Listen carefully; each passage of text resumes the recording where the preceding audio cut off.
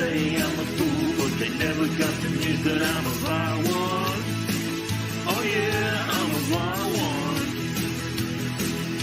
You better turn it up, better keep the channel down, cause you're watching Wild Mike and his real wild child. Oh yeah, I'm a wild one. You better turn it up, better keep the channel down, cause you're watching Wild Mike and his real wild child.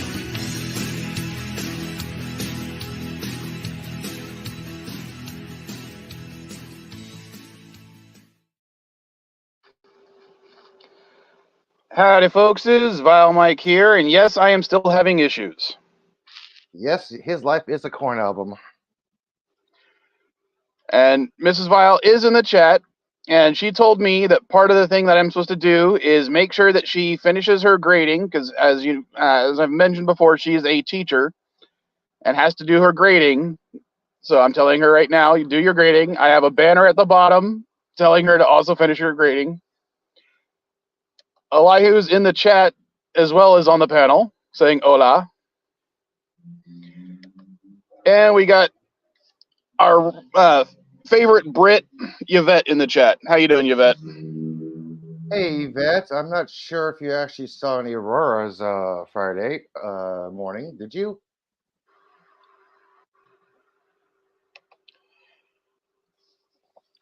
All right, so I renamed the stream after the laptop decided to say that it had 12 updates it needed to do, despite the fact that I was on the laptop last night and it had no updates. So apparently, as soon as I boot up the laptop today, it had a whole bunch of updates. Dandelion, because you're not in Britain. And that's because Dandelion, yeah, as he said, you in my head, you're our favorite Canadian. You got to be physically in England. Even if you're not an actual Canadian.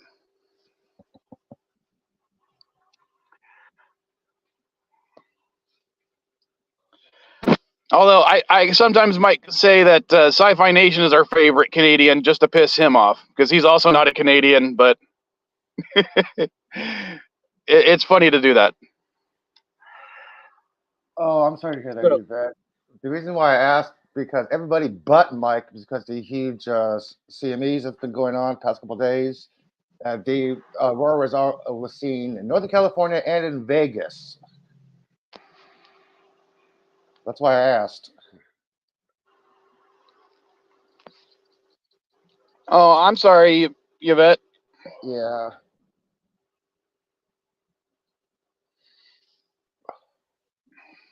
And of course, Angel's pissed because every time I tell him to look up, he doesn't see shit.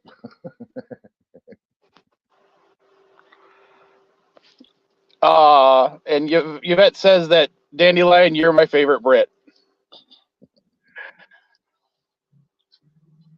So, all right. The original title for this stream was basically something along the lines of, wow, why does everyone hate the Marvels? Because late last night, after I dropped the kids off with their mom, I was invited by a friend to go watch the Marvels. He had previously bought tickets, but another friend of ours couldn't make it, so he's like, "Hey, I got a ticket. I don't want to just wait in line to get a refund on this one ticket. So do you want to go?" And I was like, "Sure, let's go." Now, I didn't hate the movie. I thought the villain still suffers from Marvel disease when it comes to making way too sympathetic yet evil villains. And but I didn't hate it. So I'm wondering what's the reasons why everyone seems to be hating on this movie everywhere, saying how horrible it is. It's a woman. They're making women superheroes again. Oh no, it's gone totally quote unquote woke again. Crap. This is why people are hating it, because they actually focus on what they see instead of what they're actually watching. If you notice somebody who's gay, trans, bi in a movie before you actually watch the character or the storyline, you're not enjoying the movie.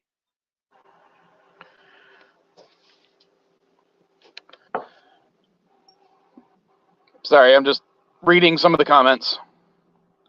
Yeah, who Yvette said she had a cares? bit of a Yeah, feeling. I'm sorry. I still gotta finish my comment. Who cares if Captain Marvel and Valkyrie had a relationship in the past? It was not newly established. Valkyrie was established gay in Love and Thunder. Hello, it's not fucking new, people. Watch your Marvel movies. Wait, what are you talking about?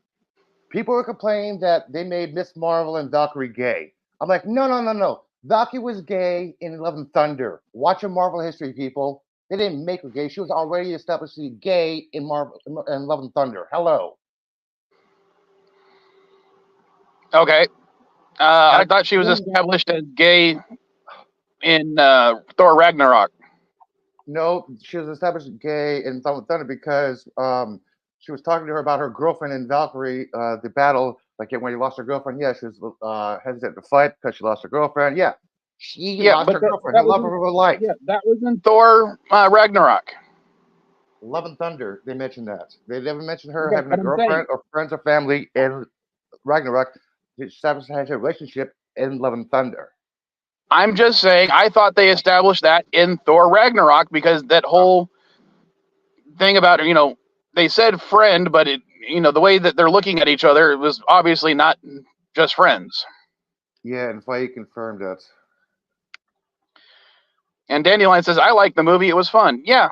Yeah. I don't get, one of the complaints I saw beforehand was people complaining about how you had to have seen Miss Marvel and WandaVision in order to understand what's going on. And I'm like, no, they literally do little side stories to get some backstory on each of the characters so that you don't need to have watched those. Basically, when Captain Marvel asked Monica, how'd you get your powers? She summed it up entirely. I walked through a witch's hex. Boom. That's it. Yeah. That's all you need to know. Just say hello. I maybe it's just me, but I don't think you need to go through a detailed explanation for how superheroes get their powers in every single movie they're in. The best incarnation was Spider-Man. We did not get an origin story for Tom Holland's Spider-Man. Thank you, Marvel. We've seen it enough. James Gunn is not going to do an origin story for Superman Legacy. Thank you, James. We've seen it enough. Well, even think of like Rocket Raccoon. We didn't get an origin for him until what, the third movie? Yeah.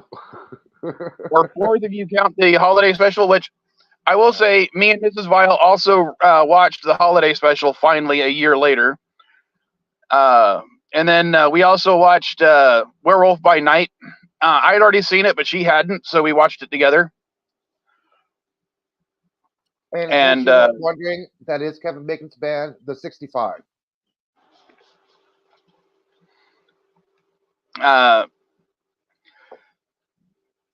Okay. I'm not a huge Kevin Bacon fan anymore, but I did like his presence in the movie. I thought him doing that whole thing as an exaggerated version of himself was a fun gag.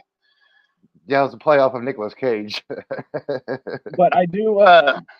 The funniest part for me about that was the fact that I'm like, there is no fucking way he's answering his own door.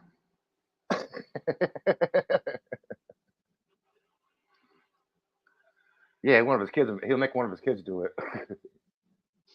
No, I'm saying as someone like him, he's not, calling up the Alexa or whatever to check on the gate. He's having a security guard do that. There's a security company doing it. But of course, you got to have it that way for the movie to make sense. Yeah.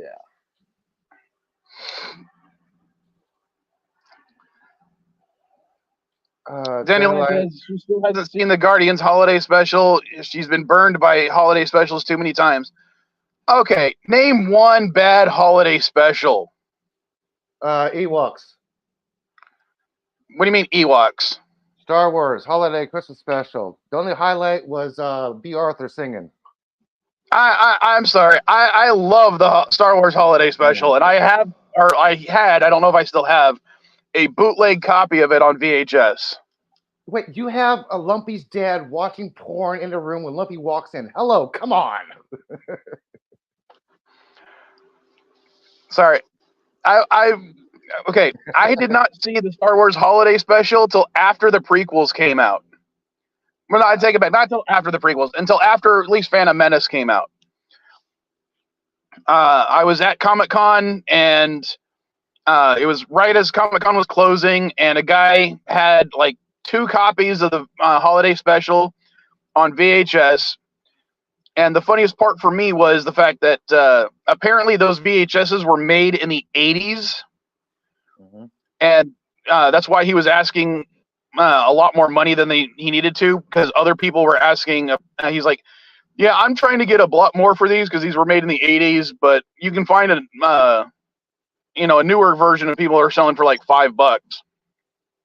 Dude, one of the people at the convention on the floor was selling VHS, original theatrical copy, episode 4, right? So Star Wars, like $80. I'm like, VHS, $80. Okay, I'll pass.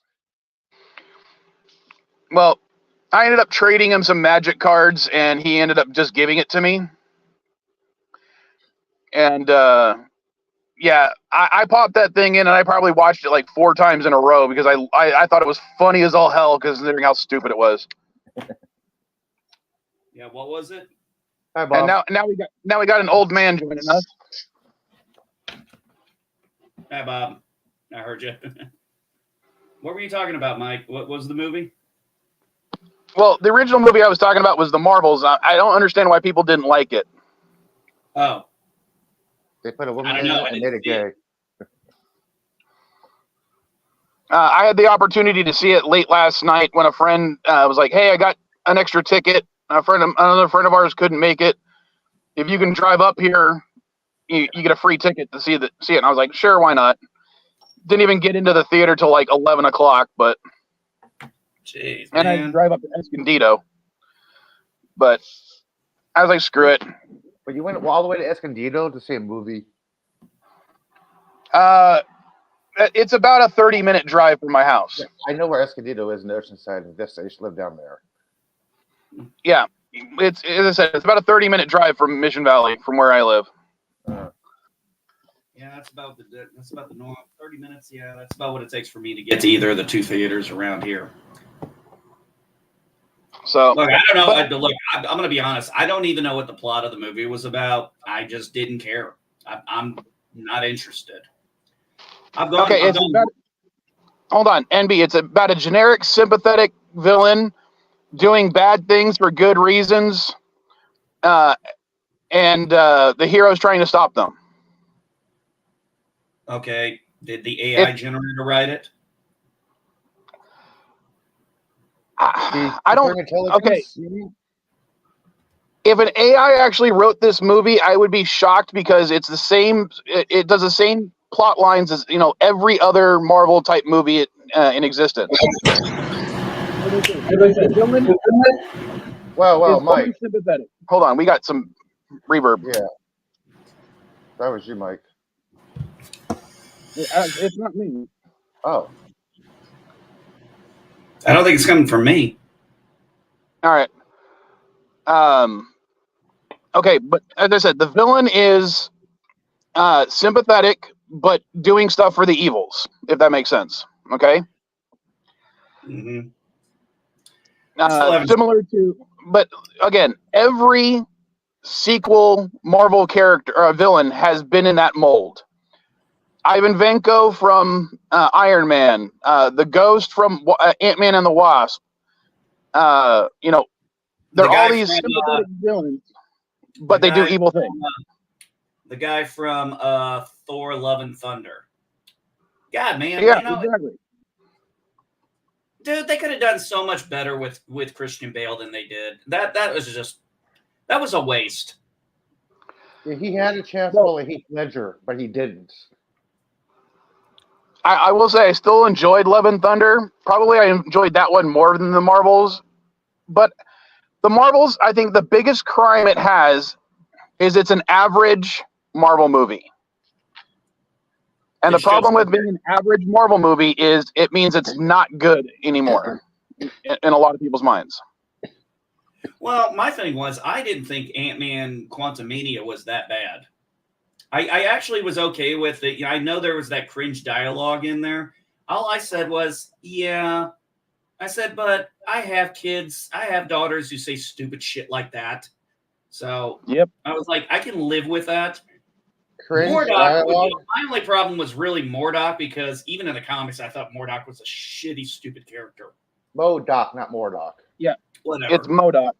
Yeah, it's MODOK. I know. I don't care. I always called him Mordock. Organism designed only for killing. Come on. Dude, he's a boring-ass character. Yeah, MODOK was never one of my favorites. I know some people really loved MODOK from the comic books or from the Iron Man animated show back in the 80s or 90s. But That was actually a decent one. then there's also the Patton Oswalt MODOK, What? which The you TV haven't show. seen that one? No, but Oswald is not near as funny as he likes to think he is. I think his comedy specials are funnier than he is when he's doing an acting role. Yeah, See, do not that get I will give you there. do not get Patton lines. Let him improv. Give him the mic and go, okay, Patton, talk. You know what, Elihu? I 100% agree with you on that. Patton Oswalt, don't get the guy a script. Just let him No. talk. That's why he improv the Star Wars thing in Community. That was his own little thing. Let the man improv. Let him do what he's good at. Give him a script. Come on. When you hand that guy a script and he can't improv, you know it. You know he's just reading the lines. Yeah, it's kind of like I'm not a huge fan of him anymore, but Jim Carrey, you got to let him improv. When Robin Williams was alive, you always let him improv. You let comedians improv. You guys heard what Chris Columbus said about Mrs. Doubtfire? What? It's been a while, yeah. There is approximately about 1 million foot of unused, unseen footage of Robin improvising the hell out of everything. A lot of it was unacceptable for the FAA to run in the movie. So basically, what Chris did was whenever Robin was on screen, the camera was rolling, no matter what, and you got a shitload of fun, hours and hours of him improv and doing shit. You got Pierce Brosnan laughing on the ground, rolling because of Robin, and Pierce is a strict actor, and he cracked up Robin. I'm like, hello, I want to see this footage. Yeah, I would too. Yeah, I've heard about that. At least the Yeah, Columbus you cut. gotta let these guys look. Some of these guys can do a script and run well with it, but you gotta let the comedians improv. Come on, this is what they're good at. You know, when Henry Winkler was telling a story about when he first met Robin on the set of Happy Days, Yeah. there was 3 cameras on the in the floor. It was basically Lucy's idea. 3 cameras: camera A, camera B, camera C. Robin did his scene, and he heard the director go, "Okay, camera 1, did you get Robin?" Camera's like, "Nope." Camera 2, did you get Robin? Nope. Camera 3, did you get Robin? Nope. From that point on, there was 4 cameras issued. One was always on Robin. I can believe it. Yeah. A strange thing. One of his best movies, in my opinion, was also one of the most, as a person who's religious, I thought it was actually very well done. That was What Dreams May Come. Oh, that was good. I don't think I've seen that since it came out. What I loved about it, as someone who does believe in the afterlife, I thought, this is probably a very well interpreted view of how ascending would go from being human to, another plane of existence. Takes your mind a while to wrap your head around it, wrap your mind around it and everything. I was like, I thought that was well done. I'll be honest with you. I don't think I remember anything from that movie other than like certain visuals, and that's it. I thought it was a great movie, but I'm not used to seeing Robin Williams in a lot of drama roles, but that and like Good Will Hunting did show he had range. 1 Hour Photo, he had a very good range. Oh, 1 Hour Photo, I was shocked, considering, he played a villain way too well, in my opinion. Whoa, wait. Okay, guys, I have not seen 1 Hour Photo. I know it's on Netflix. Was it good?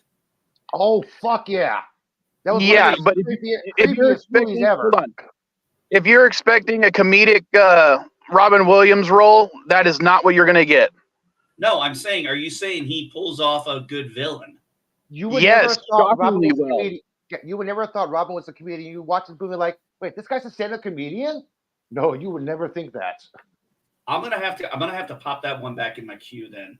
Oh, 'Cause I didn't know if I could see Robin Williams as a villain. It was like, okay, there was that one time Harrison Ford did a movie where it turned out he was the villain, and I'm like, okay, sorry, Harrison Ford, you're just not a good villain. Robin rocked in one of our photos. So I gotta get more coffee. But back to the Marvels, because that's what was originally the idea for this stream, at least at the beginning. NB, since you haven't watched it, and I'm guessing you're probably not going to watch it till it comes out on streaming. I'm not even sure then. I still haven't seen season 2 of Loki. My son said it was good, but I just haven't had an interest. But anyway, what's your question? Okay. What have you heard as for other people's reasons why they just are not going to go see this movie? What were their complaints? Because I haven't been on Twitter that much, and I think I've addressed the few complaints I've seen so far. I did. A lot who complained about or mentioned some of the people complaining about it being a girl power movie or something along those lines. I didn't see that as much as people complaining about having to have had watched the WandaVision and Miss Marvel, which they didn't watch. Yeah, people are calling it MCU.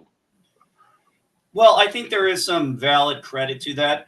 I mean, think about it. You're talking about a movie that you had to tie in both WandaVision, which was, 6 episodes? I think so. Yeah. And Ms. Marvel, which I didn't see, and the reason I didn't see it, and I said this very clear, I'm a child who grew up in school in the 80s and 90s. I'm not going to be able to relate to a high school teenager in the 2020s. Whether it's male or female, I'm not going to be able to relate to that. I will tell you right now, when I watched it, you do not need to have watched those shows. They do brief explanations, including a dramatic bit when it comes to Rambeau's character, as to what her motivations are. I think the whole point is people felt like they, and this is the perception. Let's go off of not reality, but perception, because perception is mostly reality. People were under the impression they had to watch, 12 hours of shows, 12 hours of 2 shows to get the context. Oh no, actually, don't you also have to add in Secret Wars also? I will tell you this. I have not watched all of Secret Invasion. I only watched the first 2 episodes before I was distracted by other things. And I don't think you do not need to watch it. The only prerequisite I would say you'd have had to watch is the first Captain Marvel movie. Yeah, unfortunately, I think for a lot of people, the perception was they had to watch a lot of stuff. And honestly, even if they didn't watch it, they didn't know who these characters were. They weren't invested in these characters. They felt like, I think a lot of people also said they felt cheated back when the first Captain Marvel came out, because they made it implied that it was a must-see for us to get to understand, Endgame. And, well, turned out that wasn't true at all. So I think people got a little bitter about that. I haven't really heard anybody bitch about the actual actors at all. In fact, I've even said, I think the only reason Brie Larson even did it is because she was contractually obligated. I think Iman had a hand in that, because I think she's trying to become producer for the next movie. Iman Vellani, people need to save her, man. She has been promoting Marvel. She's been promoting this movie. She's been giving ideas to Kevin. She basically loves this movie. She's a huge MCU Marvel fan. She's the only one, basically, besides Kevin, besides Brie, been going on different YouTube channels, been going on social media posts saying, hey, I love this movie. She's not saying, you need to watch the movie. She's saying, I love this movie. This is so great. This is her promoting it. She's not saying, you have to watch this. She's saying, this is my opinion on this movie. This is why I did this movie. This is why I love it. You hear Samuel Jackson going, yeah, I did this movie because of the paycheck. Oh, I just moved because I love Miss Marvel. No, you actually hear Iman talking her passion about this movie. Well, unfortunately, then she unfortunately got hit with just bad luck, bad timing. Because you got to remember, we had so many articles and so much stuff and all the bashing and everything. And I think it just, another factor is, I think people have hit apathy at this point. I don't think it's superhero burnout. I think it just was apathy after a while. We all got past the hate and we just went to apathy. And also, you got to remember, the superhero thing has been going on since Blade. Going all the way back to Wesley Snipes, folks. It's been a long time. I do think there's a little bit of MCU fatigue going on. That might be part of it. I think this whole movie just suffered from a bunch of factors that aren't really the movie's fault per se. But I do think there are issues. I mean, it's not like it's not a Spider-Man movie where everyone's going to go see a Spider-Man movie because Spider-Man is, the most popular character in the MCU and in Marvel. Yes, that is hands down true. And let's face it, Photon, Captain Marvel, and Miss Marvel are good characters, but they're not pillars. They never have been pillars. That's why the rotation of that. There's many characters that have had the Marvel name in Marvel. Well, let's put it this way. Let's even skip over the X-Men, the Fantastic Four, the Sony Spider-Mans and stuff, and let's just go back to 2010 back when Iron Man 1 came out. Remember, they still don't have the rights to the Spider-Man or his Rogue Gallery. That's why they had to go into that deal with Sony. Yeah. But they had to make basically being B-list characters, which I'm sorry to say, Iron Man, Captain America, Thor, they were still kind of B-list characters. There really wasn't the only A-list character they really had was maybe Spider-Man and possibly Wolverine. Yeah, but they didn't have the IPs for that. No, they didn't. They didn't, because the IP for X-Men was at Fox and the IP for Spider-Man was at Sony. And and we remember that history. They were scrambling. They needed money back in the comic book industry, so they sold rights. And but they managed to get good actors, good directors, people who really enjoyed and embraced the story, and they were able to really make something special that other people tried to do, and it didn't work. But unfortunately, I don't know if it's necessarily there's MCU fatigue.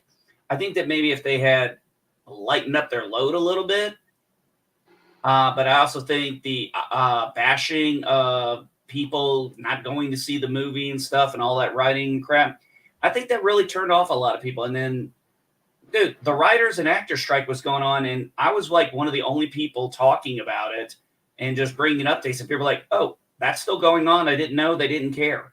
People were they were like, I don't care. Apathy had set in. I really think that's it. Because I ain't heard anybody bitch about the characters other than the fact they really don't know them. If you look at the trailers, you really didn't know who the villain was.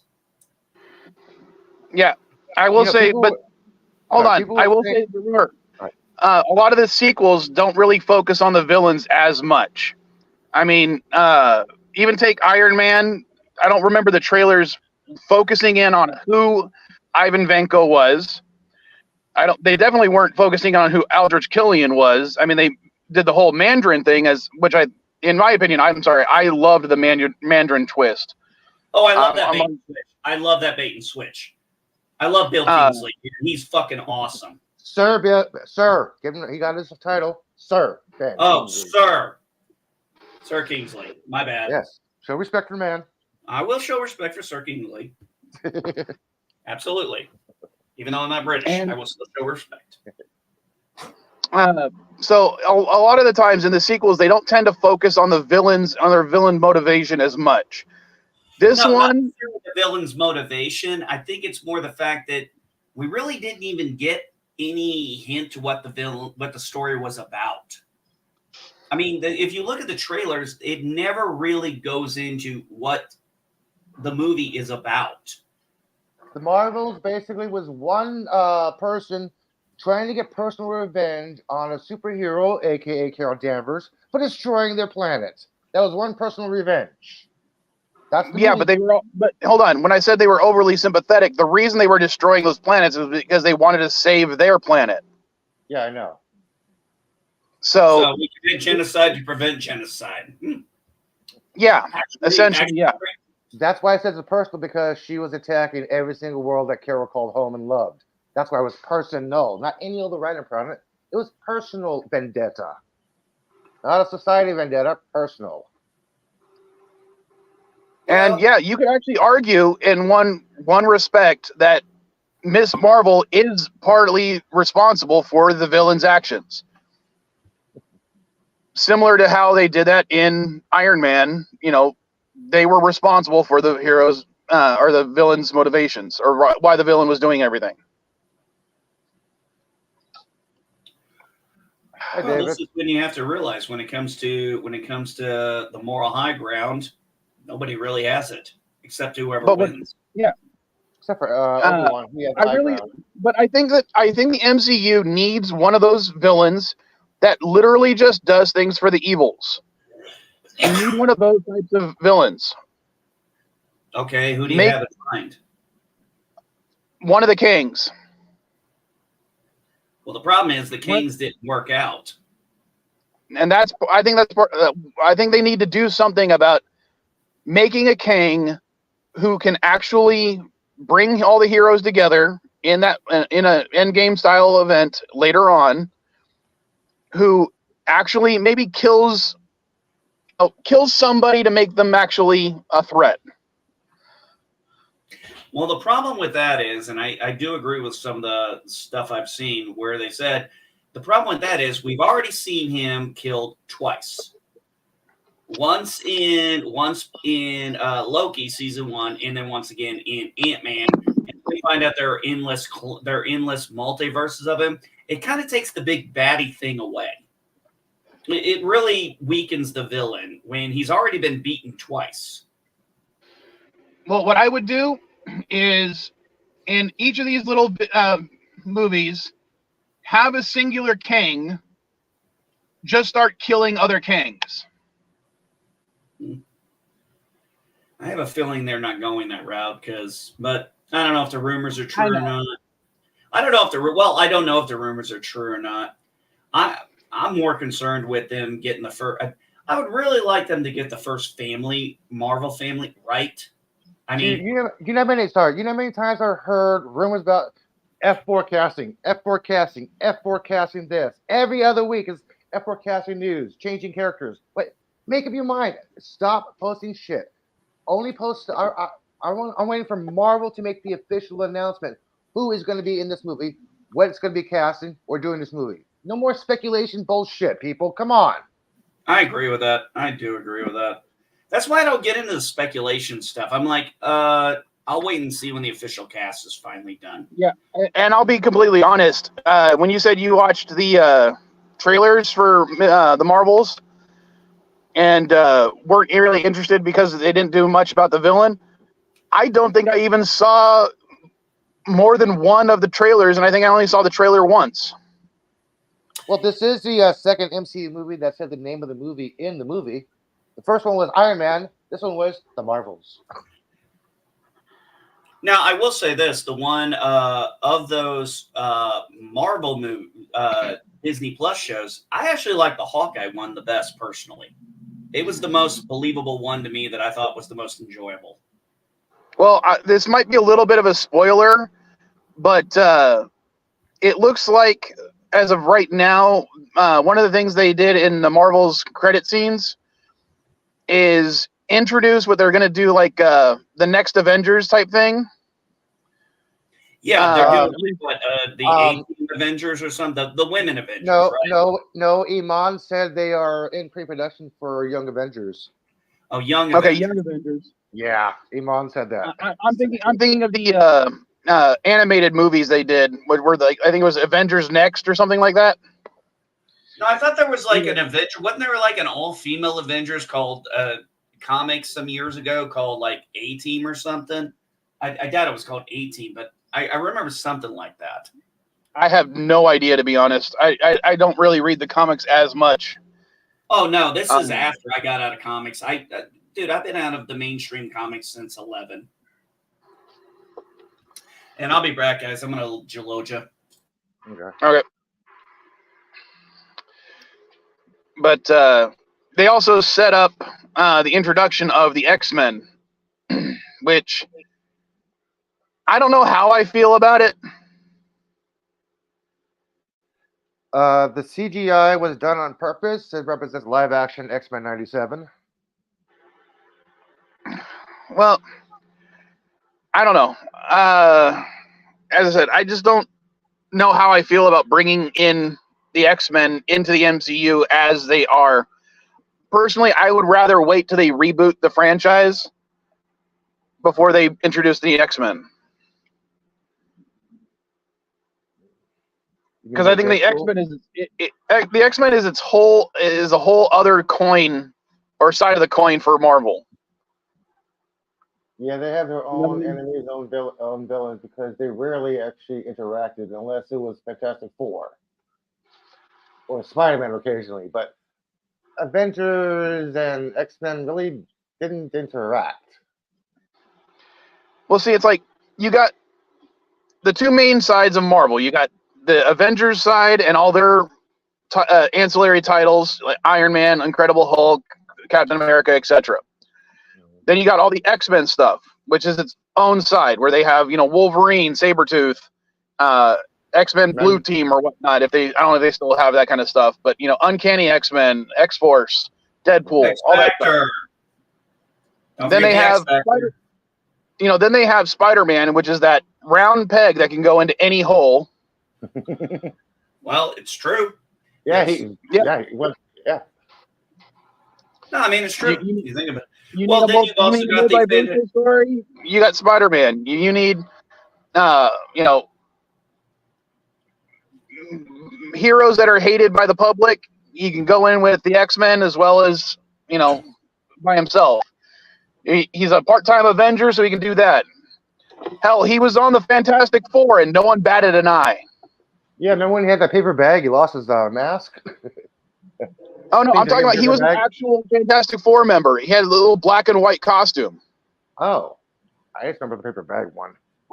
Oh, hold on. Let me see if I can bring it up. I think it was the Future Foundation stuff. Okay, screw you. Sorry. Screw you. I'm going home. No, it's like Chrome is like, because I updated the computer. Chrome is like, we got this and this and this. You got that little orange tab that says update on the top right. Oh, I love when I get that. I always know when I got an update because I always know when I gotta have to do an update because that's when all of a sudden everything starts slowing down on my computer magically. Yeah. I got to open up a couple tabs. I'm like, okay, I don't want to lose this window because if I don't open this window up and I hit reset Chrome, it'll lose it. I got to open my history, try to find this page again. Like, damn.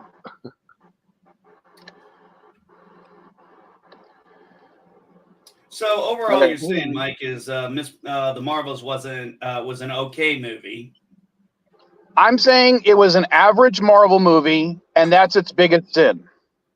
Yeah, some people were also complaining because they didn't get a chance to promote it because of the strike, but yet they want to put in Barbie Oppenheimer. You guys remember that happened a week? Then the strike happened. Hello? They got a chance to promote it, then the strike happens. Actually, if I recall correctly, they walked out of the Oppenheimer opening because of the strike. The strike hit and they all left. Yeah, they got a chance to promote the movie, then the strike happened. There was no promotion allowed with the Marvels except for a little guerrilla advertising. That was it. Yeah, but everybody knew it was coming out. It's not like they need, what were they going to promote with it? I don't know. Well, they can have appearances at cons and little movie theaters like that.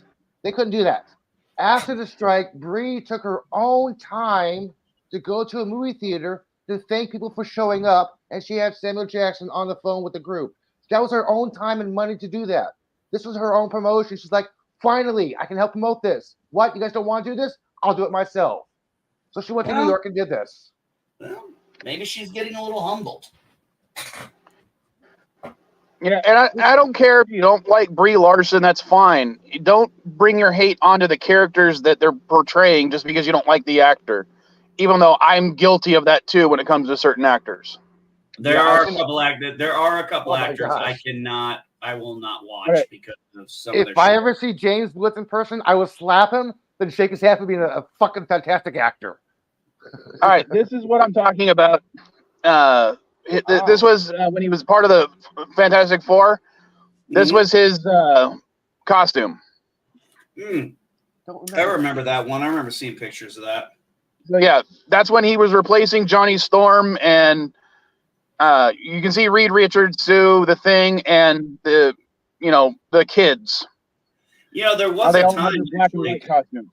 there was actually a time in the 90s. There was the new Fantastic Four. The Fantastic Four had actually disappeared, and it was like Spider-Man, the Gray Hulk, which is still Bruce Banner, and then there was like two other people. I don't remember who the other two were.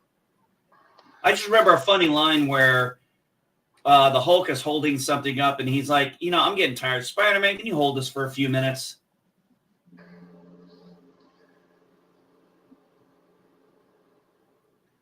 I actually like. I'm trying to remember what that is. That was. Now, that was a long time. That was back in the 90s. I know that.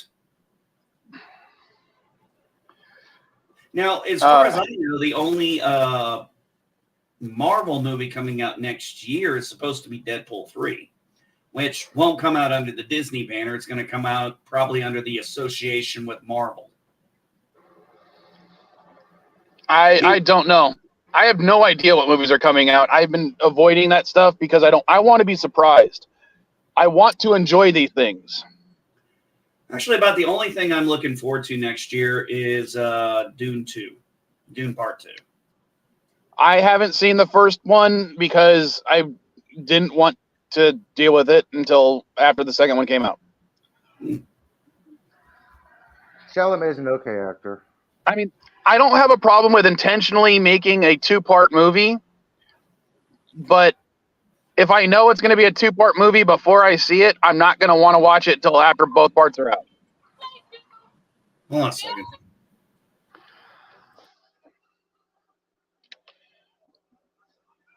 Yeah, David, we were talking about that, and you don't really need the baggage. The only movie you have to really watch before you watch the Marvels is probably Captain Marvel. You don't need to watch Miss Marvel. You don't need to watch WandaVision. They do brief explanations, so you don't have to, be overburdened with that stuff. And that's how they should do it. That way, every Marvel movie is the first movie for somebody. True. It's the same thing with comic books. Every comic book is someone's first comic book. Well, I would like to see this. If they do a Fantastic Four movie, can we please skip the fucking origin? Thank you. It worked for Spider-Man. Can we just, maybe go to the point where Sue and Reed are married and they have their kids? That would actually be the story I'd want to read. Well, see, I always thought that Fantastic Four does need an origin, but I don't want them to tie it into Doctor Doom.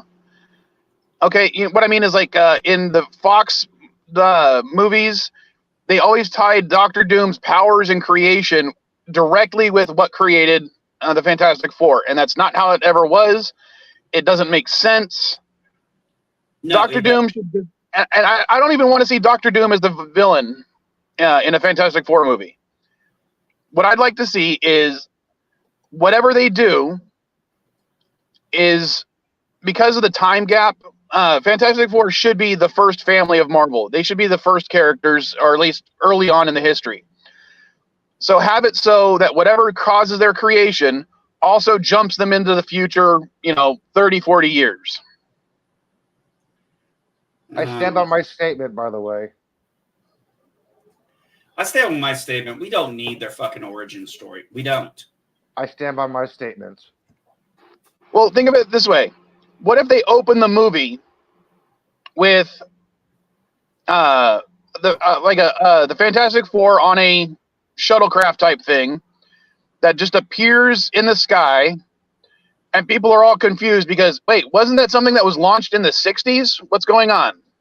No, I like the idea of doing something like they did with the Incredible Hulk.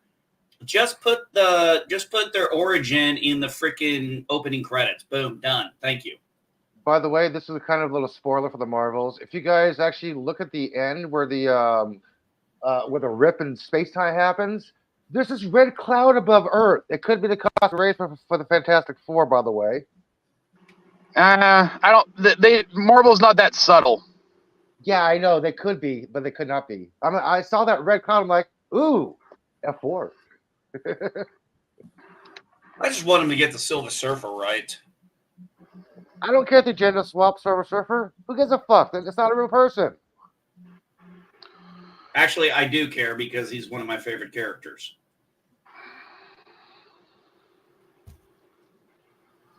Norman Rand. Now here's my thing. Yeah, Norman Rand. You know, if you're going to bring, I mean, you could bring in Nova.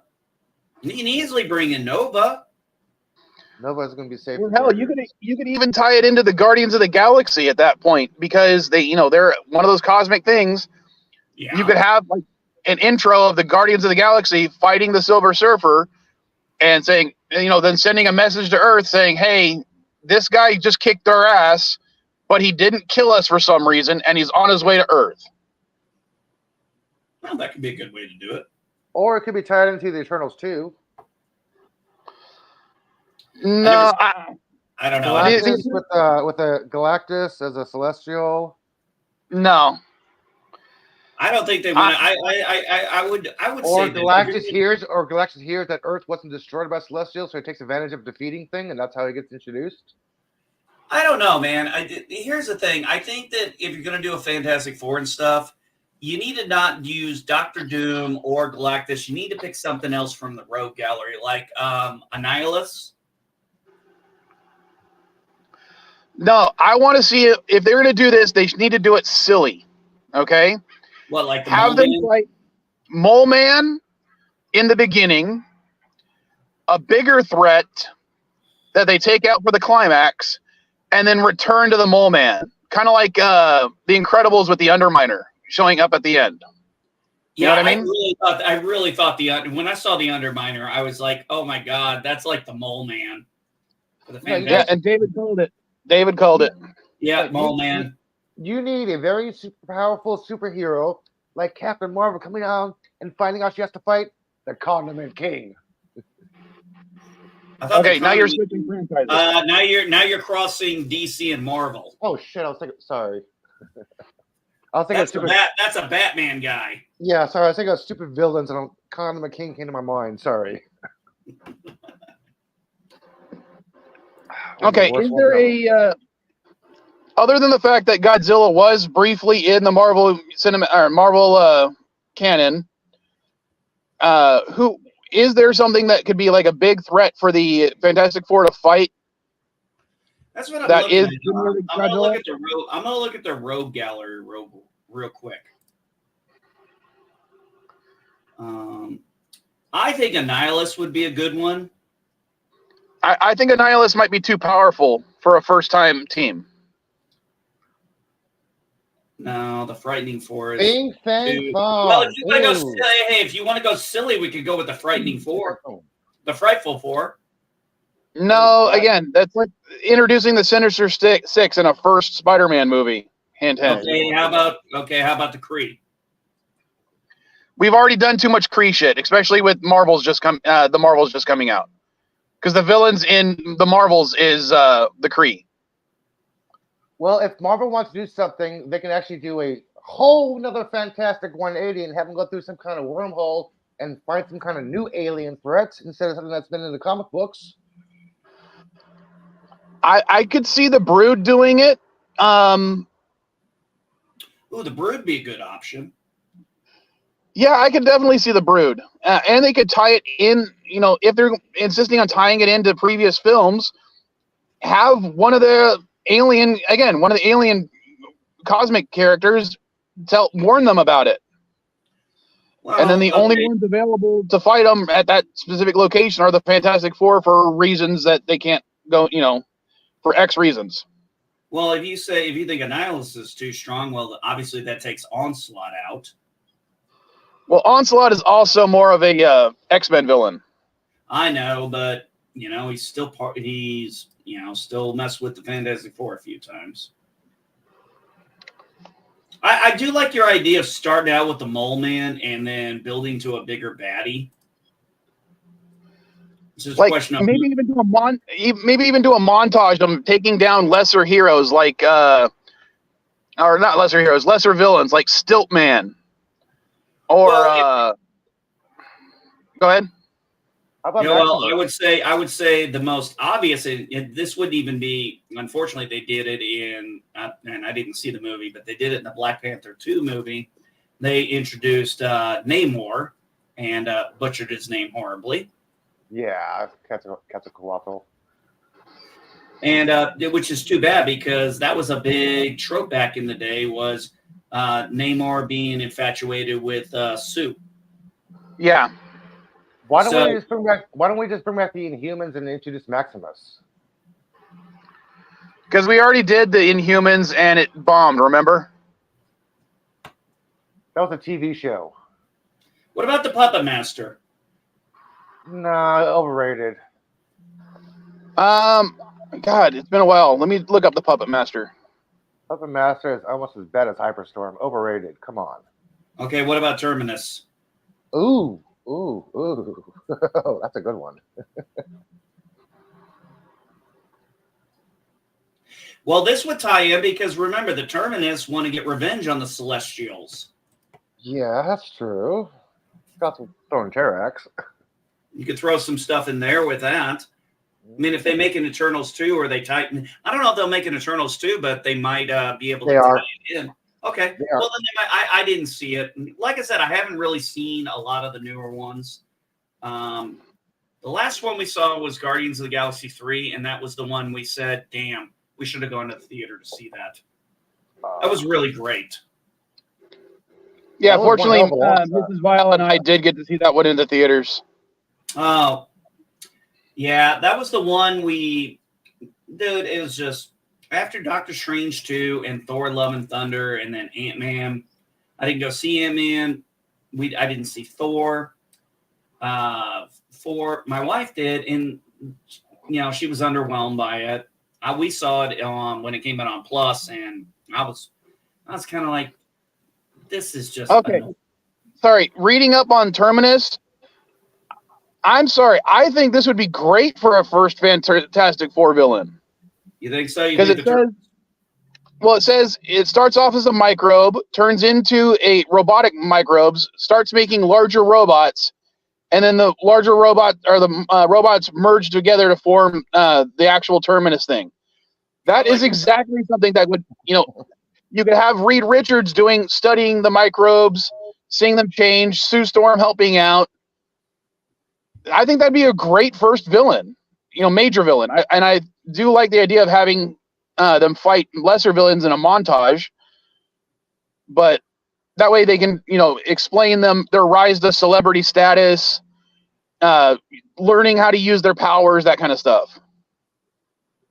I think it would, I would definitely agree. That would probably be a good first villain. And you're right. It brings in, because you got to have the scientific element in this because of Reed and you have to have that.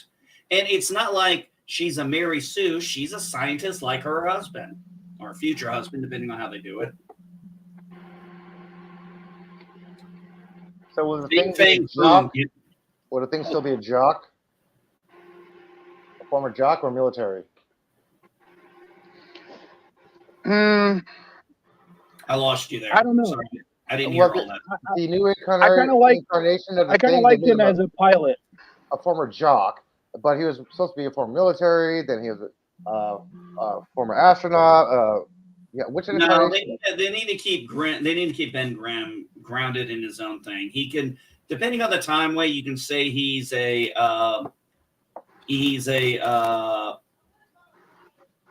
pilot still, veteran, whatever the case may be, and also an astronaut. I think they should keep that in there because that's part of his character. That's the core part of his character.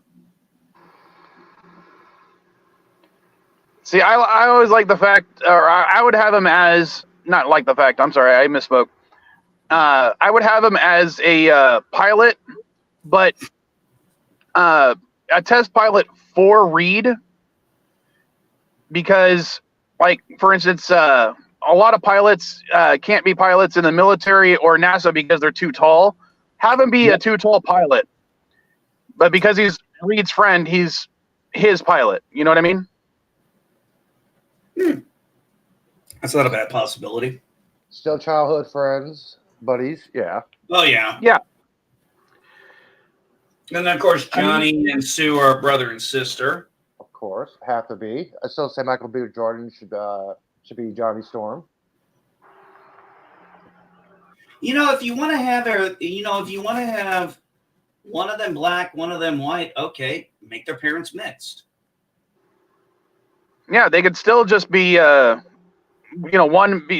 siblings. I mean, No, I don't have issues with that, especially with, my kids.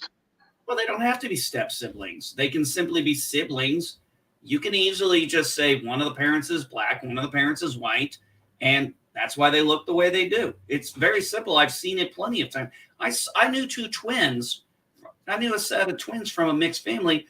The girl you wouldn't know she was mixed because she looked white, and you wouldn't know her brother was mixed because he looked black.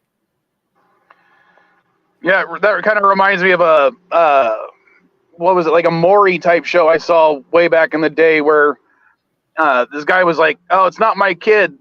The kid's white," and turns out, yeah, it's his kid. Yeah, and that actually is common to happen. Some kid, if you have multiple kids and you're in a mixed relationship, some of them might have a different melatonin. Melanin. Melon. Sorry. Melatonin. I said melatonin. Dude, I don't know why I said melatonin. Let's go to sleep, man. Yeah, maybe I do need to go to sleep. But yeah. All right. And hold on one second. Mrs. Vile, this is your 1 hour, since we're nearly an hour in, your reminder to finish your grading. She said she's going to be listening in, so I'm just trying to remind her to finish it because she told me to. Okay. It was so funny. The other day, my wife was like, I was going to take care of that, and you just went and did it. She's like, when have you ever taken care of anything that I've asked you to do? I'm like, have you paid attention in the last few months? She goes, I retract my former statement. I was like, holy shit. I got my wife to admit she was wrong. Oh, I hope you enjoyed those two selections I sent you, man. Those are the best ones that I did my research on real fast. Oh yeah, thanks a lot. Yeah, thanks a lot, buddy. I do appreciate that. Like I said, man, I know where all the dispensaries are, but like I said, that's the closest one. The other ones are 90 minutes away. You know, that's why I sent you to Red. Until my state gets their head out of their ass.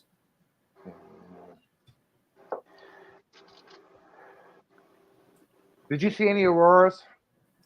No, we've had pretty much cloud cover the last week. Storm's over. And I think I'm way too far south. Yeah, you are. I sent you a little video just about Vegas little clip. Did you see that? Yes, I did. That was really cool, man. Thanks. Yeah, Las Vegas even saw the auroras. That was awesome, man. That was really cool to see. That was a cool thing to see. I got up early at 4 o'clock in the morning to go out to the pier. Sat out there for an hour waiting, but no, the clouds are clear. You guys continue talking about this. I got a Geloja real quick. Okay. Yeah, no problem. Yeah, I'm sitting at the ballpark at the end of the pier. I got one of the security guards coming up and chatting with me. He's like, yeah, I heard about that too. And he had to do his rounds. I'm still sitting there. He goes back an hour later. He's like, see anything yet? Like, nope, I'm going back home. It's fucking cold. Yeah, we've had some cloud. We've had some bad cloud cover last few days. That just is what it is, man. It's like I said, my luck, I'll have to go to Alaska to catch a good view of it at some point. But that's pretty cool though, man, that you got to see that little clip there in the Vegas part. That was nice.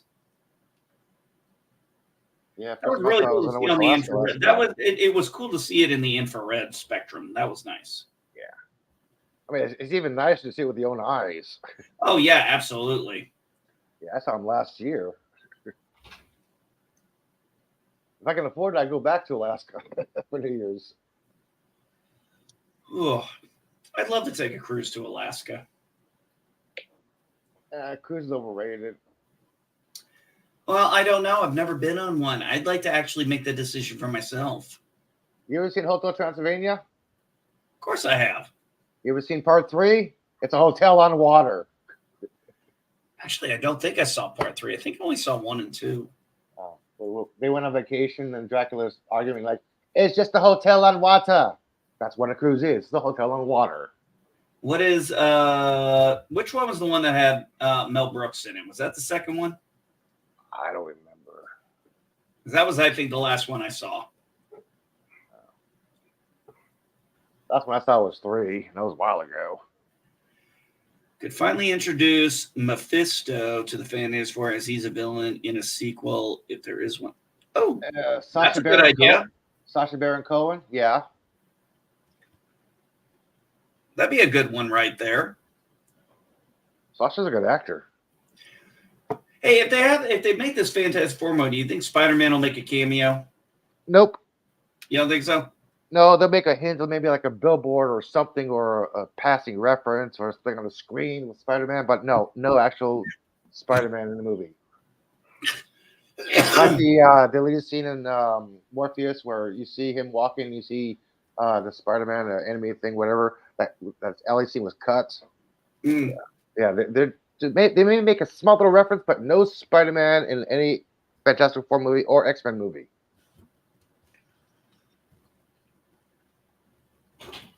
Now Fox owned the X-Men and the Fantastic Four, so now Disney owns them. And Sony ain't giving up the rights to Spider-Man. So they partner with Marvel. Yes, they did, and they get the bulk of the money. Yes. Personally, I thought that was a smart move. And we've had 3 good actors play Spider-Man.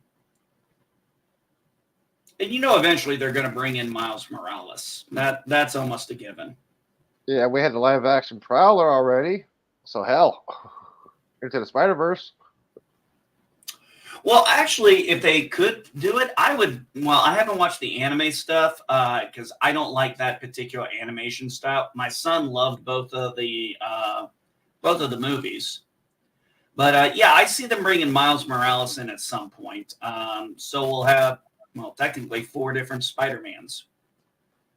Yeah, if they do bring Miles Morales into live action, they need to explain the sneakers sticking with him standing upside down. Mm-hmm. Yeah, they need to explain that sneaker part. I get it. They get away in the comic books and the cartoons. And you are muted, Mike. I forgot to add it to my coffee. Oh, there you go. I still say Black Label's better. Because Black Label is better. Yeah, it's smoother. No, I'm sorry. Black Label is not better than Red Label, and Green Label is my favorite, which is why it's on the pyramid.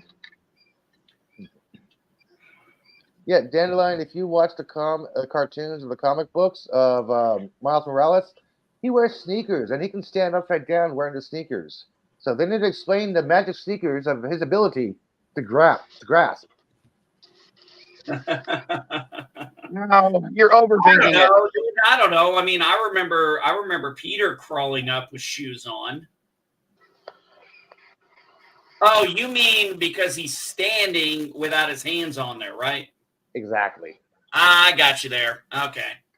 Yeah, I understand with his hand and his feet. Yeah, but no hands? What the hell?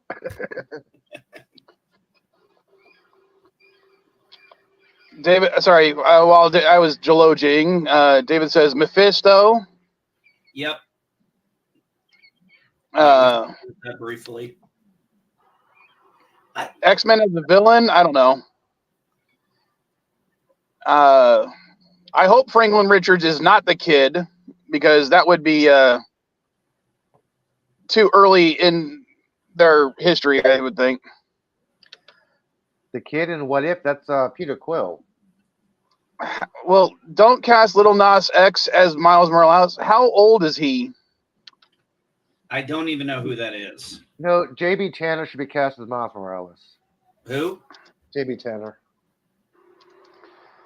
I actually don't know who would be a good choice for Miles Morales. I mean, okay, how old is Miles in the he's a teenager still, right? 15, Yeah, 16 years old. Okay. Yeah, and Little Nas is almost 25 years old. He's too old to play him. Wait a minute. Wasn't a certain Tobey Maguire in his mid-20s when he played a teenage Spider-Man? And Franco was also about the same age, and he played a teenage Harry? And Hold everybody on. in 90210 was He teenager? does have a point there. He 20? does have a point there. Yeah, and everybody in 90210 was in the mid-20s? Well, there's a reason for that kind of stuff because some of the shit they were having them do, you can't have underage actors do. Oh, yeah. All right. Tobey Maguire was 26, and yeah, I still don't think. I think he was too old to play Spider-Man. He did a great job, but him as a high schooler, even I didn't believe at the time. That's why I'm kind of glad they cut to him being in college within like the first 30 minutes of the film. So yeah, there's no reason for that. I mean, yeah, that was definitely a good way to go about it. But yeah, 26 I think is a little old to be playing a teenager. I think once you're past 25, you need to not play teenagers. Yeah. Unless you're Paul Rudd. There was a movement to have Lil Nas X cast as Miles. Well, maybe, but oh shit! No way. Tom Welling really was 27 that first season. Really? I'll be damned. I want to look that up because that just. Yeah, I gotta look at. Yeah, you gotta. I did not believe that. I think he was like 24, 25. I don't think he was 27 in the first season of Smallville. Welling's not that old. Yeah, he's only 2 years old. Well, he's 2 years older than me. Because he was born in 77. Right. Okay, he's 46 right now. And when did Smallville come out? 90s. 2000. Yeah, he was got it. Yeah, there's no way. So he was born in 77. Smallville came 2001. So that was 22 years ago. So 46 minus 22 would have been 23. He was 24. Yeah. 23, 24. So yeah, he was in the right age bracket. Like he's not 26. What the hell? He did not. I'm sorry. He did not look 24 or 23 or 24. He looked like a kid. Yeah. Well, he had one of those baby faces. I'm still looking at him. The current picture they have on IMDb for his age saying 46 years old. And I'm like, he looks younger than me. He in the show through Professionals, he actually looks his age. With Brendan Fraser, he actually looks his age. Yeah. That was a good show.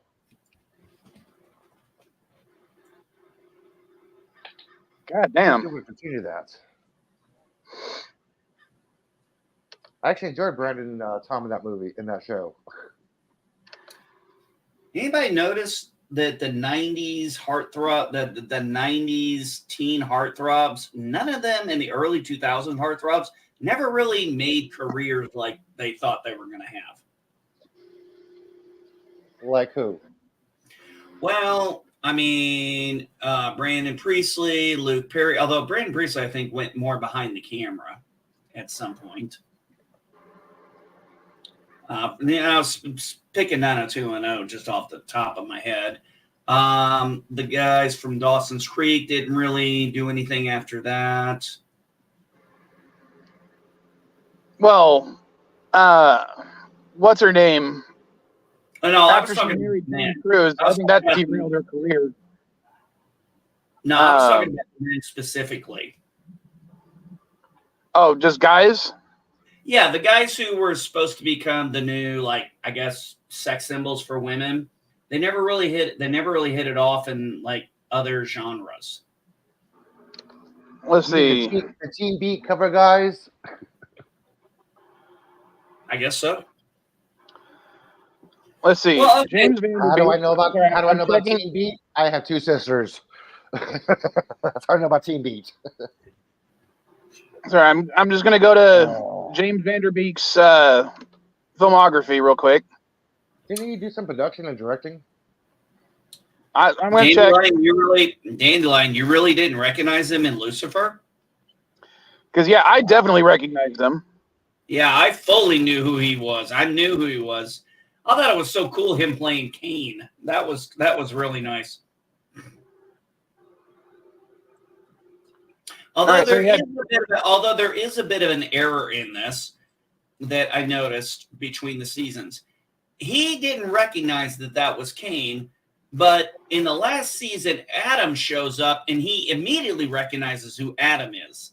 I'm like, how did you recognize Adam, but you couldn't remember what Cain looked like? Because he dealt directly with Adam, not Cain. Okay, fair point. Fair point. Very fair point. I personally liked how. So interesting story on Lucifer. They were originally going to have him do an American accent, the one he did with Michael when he was doing his twin brother Michael. But they said, sorry, NB. Speaking of the accents, we have somebody in the background, in the back, Mike. Oh, I'm sorry, I wasn't paying attention. There's Dandelion. Hello. Hey, Dandelion.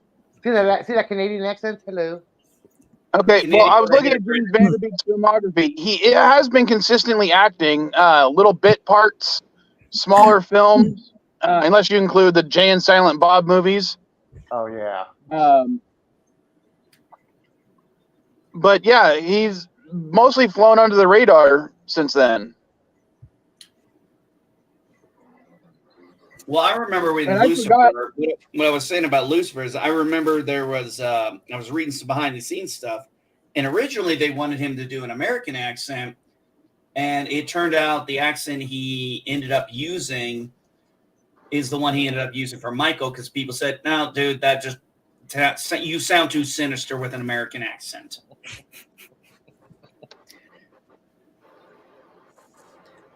And no, I didn't recognize Tom Welling when he first showed up on Lucifer.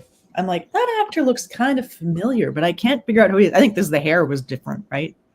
And also he was like really big. Well, he had bulked up. Yeah, he definitely bulked up. I mean, I don't know if he was like jacked or if he was just chubby, but if he'd gone dad bod, he jacked up. He jacked up. Yeah. Yeah. If you actually watch the little YouTube video where they brought back him and the woman who played Lois Lane, Erica Durant. Yeah, you see him chopping wood and everything, and then this other Lois Lane is like, the other Lois Lane in Superman is like, is that him? And then she goes, either that or the guy on the towels. That's from the crossover. That's from the crossover. Yeah, the crossover. But yeah, he is. He's pretty jacked. He's pretty built.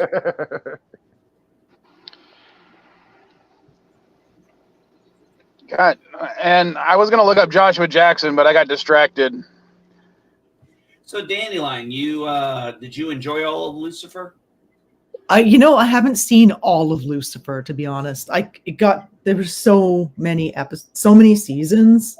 Oh, and when it was like a between seasons at some point, I kind of like forgot what was going on. So when the new season started, I would have had to like go back and catch up on some other episodes to just figure out what was happening. So yeah, who would have thought the Allstate guy was God? Come on.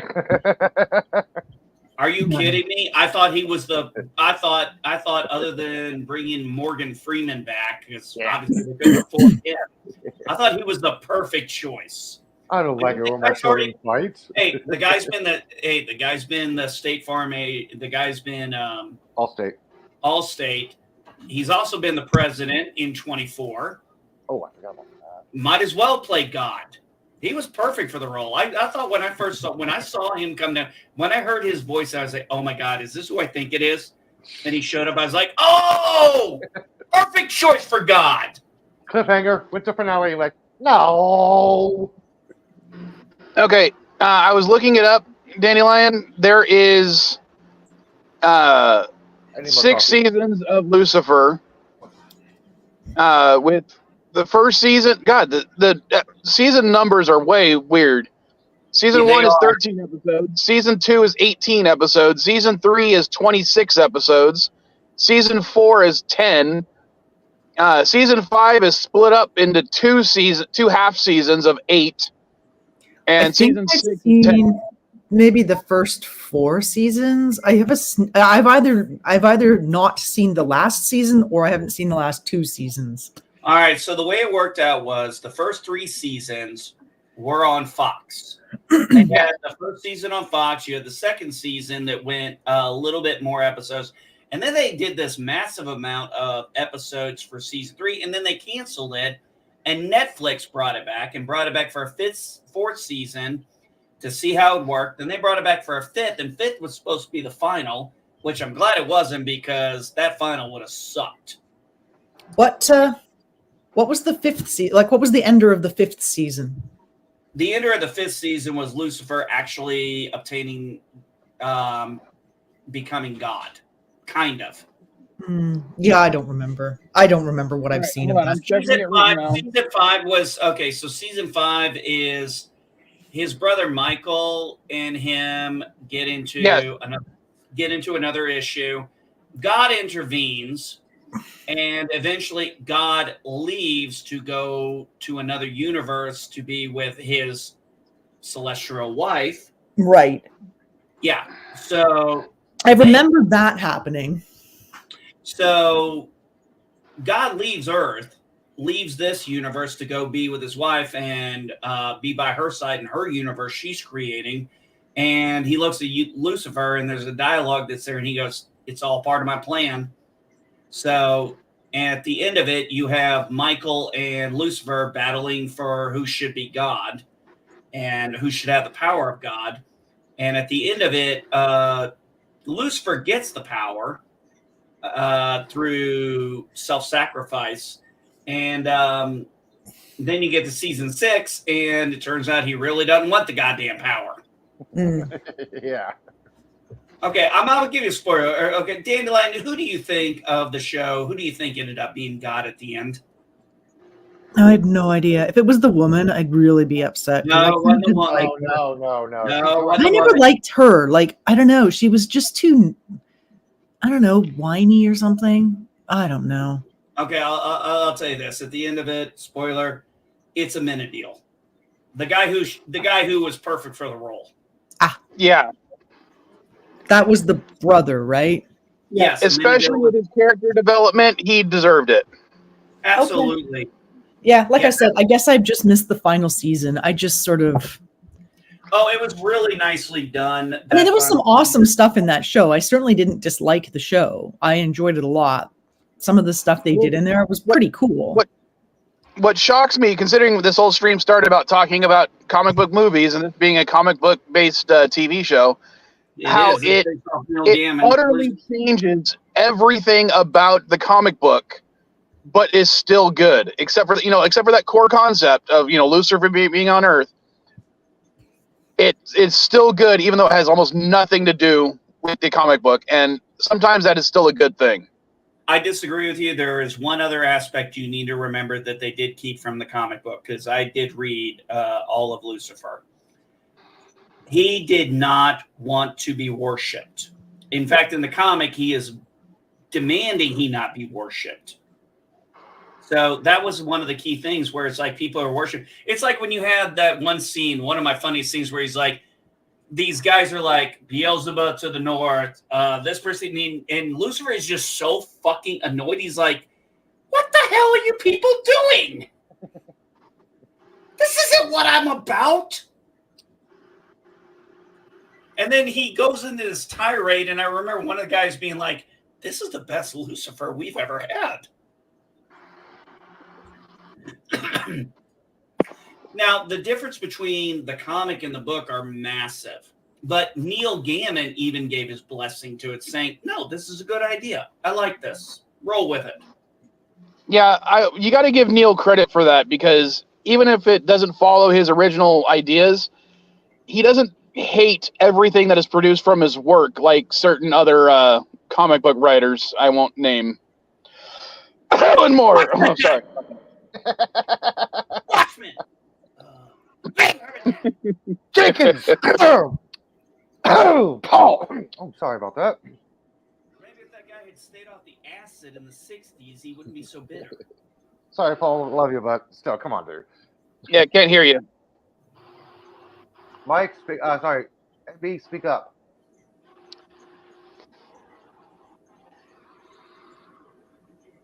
Did NB accidentally unplug his mic? No, Rob? I'm still here. Oh. Okay. I just shut up. Okay. Well, when you did talk a little bit, it was really quiet. We couldn't hear you. Oh, Yeah. my bad. I don't know what that's all about. We got the microphone right here. Ow. Oh, now you're really loud. That's weird. Jeez, I just moved it like 2 centimeters. Put it back. Is that better? Okay. So yes, that's much better. So we've said for God being James Earl Jones, Morgan Freeman, and I can't remember his name, but the Allstate guy. Yeah, I always What forgot. What is it about black men playing the best gods? Their voices. What? I'm going to say it right there. It's their voice.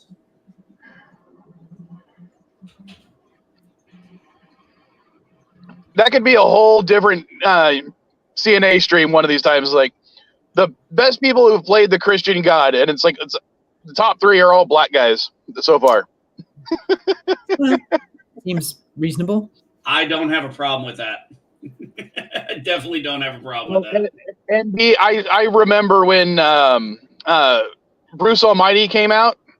Oh, The Catholic League in the U.S. was heavily against that movie because they cast a black guy as God. Didn't they? Wasn't God like a nerdy white guy in Supernatural though? Oh, yeah. Yeah. He was. Chuck. Oh, yeah. He was Chuck. Oh, that's the funny thing also. That God, the guy who played that God, shows up in Lucifer. Oh yeah. Yes, Yeah. he's actually got a big role in Lucifer. And I remember watching this. I was like, oh my God, they got God from Supernatural. I was like, this is just too funny. Oh, what I think is funniest about the Supernatural one, basically, I haven't seen it, but I read it. So, Yvette, if you're still in the chat, you can chime in on here. I think they're Basically- watching the newest episode of Doctor Who in the Underground. Well, I liked it. the Supernatural That's- Chuck yeah. God basically becomes an incel, or at least acts like a really privileged person, and it's really funny, and they end up killing him. No, they don't end up killing him. They make him human. Is that what they end up doing? I haven't Yeah. watched it, Yeah, but I they read end up something becoming about it. I thought it was really funny. They No, made him he ended human. up becoming human because of the Nephilim. He became the new god. He Yeah, he rearranged, became the new rearranged heaven. He rearranged heaven to everybody's expectations instead of a one lock room. It's not a personal Well, heaven. It's Eli, everybody's heaven now. Yeah, it's like when Dean gets to heaven, he goes, "What memory is this?" And the old boy's like, "This ain't a memory, you Hey, idiot." I love Bobby. Yeah, I definitely need to go back and rewatch Supernatural because I stopped watching somewhere around season 8 or season 10. I don't even I remember think- where I stopped watching. I think I missed the Season. last couple of seasons of that show too. Again, it wasn't on anywhere that I have shows I watch, right? Like if it's not on Netflix, I generally don't see stuff. Although I do have Disney Plus that I can access as well. So if it's not on those, I just generally don't see stuff. Oh, the Devil's Dennis Advocates. Yeah, Yeah. Devil's Advocate, Al Pacino's Devil was great. Keanu Oh Reeves, God, yeah. yeah. Oh, Dennis Haysbert. Dennis Haysbert. That's the Oh. Allstate guy. Dennis Haysbert. Okay. I don't know why I can't remember his name. He's an awesome actor. Well, you were talking about the fact that, we've got God and we picked 3 black people. And I was like, I said the voices, you know, you go back to Shawshank Redemption. That's the first time I think I remember ever hearing Morgan Freeman narrate anything. And then it was like after that, he was narrating like goddamn near everything. His good enunciation. Yes. That's how he told his story one time about how to become an actor. He decided to enunciate every single word and every single line he said. That's why he has such a profound voice, unquote. Morgan Freeman's interview with Jimmy Kimmel. Oh, really? Okay. I'm going to have to, I'd like to see that interview, even though I don't like Jimmy Kimmel. Yeah, I know. I saw him live one time. I'm like, this sucks, man. Come on. Did you guys watch that podcast that all the late night shows, or listen to that podcast that all the late night show guys did during the strike? It was actually really funny. Some of it was like funnier than other things, but it was pretty good. Yeah, well, the problem is with these guys is they're not really funny unless somebody else is writing their material. And I'm sorry, that's not the hallmark of a good comedian. A good comedian writes his own fucking material. They were pretty good, actually. When Conan comes out, usually they have a crowd, a comedian do a crowd stand-up stuff for the crowd. Sometimes Conan will do it himself, and he'll tell his own jokes. Conan is a funny person. He does not need a writer to be funny. Oh, Conan O'Brien is funny. I will agree with you. He does not need a writer to be funny. This man I would say out of the late night hosts, Conan O'Brien and Stephen Colbert are my 2 favorite. Everyone else are very hit and miss. I kind of like Seth Meyers, although now I can't watch him anymore because whatever it is, Peacock stopped letting Canadian people see the shows on YouTube. Oh, you're kidding me. No. I know I need to get a VPN, but that's one more thing I have to pay for, and I'm really trying to cut costs right now. So, okay. Yeah, you know, it's interesting you bring that up, Dandelion. I was talking with my wife. She just had her birthday and went out. I kind of talked to her. I said, is it just me, or does it feel like nobody's in the Christmas spirit this year? She goes, yeah. Nobody. I haven't heard a single Merry Christmas or Happy Holidays from anybody. Macy's has their holiday display. Happy holidays? And kittens yet? Yeah, I don't care. I'll take Merry Christmas or Happy Holidays. I just said Happy Holidays to you. Oh, I know you did. Thank you. It's just I haven't really heard it. It's like I know things have been rough this year. But damn, I'm like, it's funny that you should say that, NB, because I have literally been handed more religious tracts this year than I've heard Merry Christmas. Now that you mention it, I'm like, yeah, I've had people hand me the frickin', you're going to hell unless you accept Jesus tracts. Then I've heard them say actual Merry Christmas when they did it. This is why I wear headphones when I go grocery shopping, so I don't have to hear that damn Christmas music. I like the Christmas music. I literally had someone hand me a bound copy of the Gospel of John while in the bathroom this year. Dude, there are Jehovah's Witnesses by the cable car. There's people screaming religious stuff by Trader Joe's, even by Target, even by Safeway. It's kind of hard to go shopping nowadays. I know what you mean. No, but here's the thing. I'm not even saying that. You got to remember, I live in Sticks, Indiana. We don't have all that crazy shit going on here. It's just nobody is in the holiday spirit this year. You know what? Because of where I work for my day job, every single one of my stores has the little Salvation Army guy standing outside ringing his goddamn bell. And actually, you know what? We haven't even had the Salvation Army people aren't out yet. Maybe they aren't out till like. Oh, they've been out since before Thanksgiving at all my stores. Huh, oh weird. Yeah, the Salvation Army down here starts around November. Yeah, I haven't seen a single one actually this year. It's Actually, usually. if I'm going to be honest, I've seen them, but they haven't been as frequent as they used to be. Usually, it's a daily thing. I know. I was a bell ringer for the Salvation Army for a while in the 90s.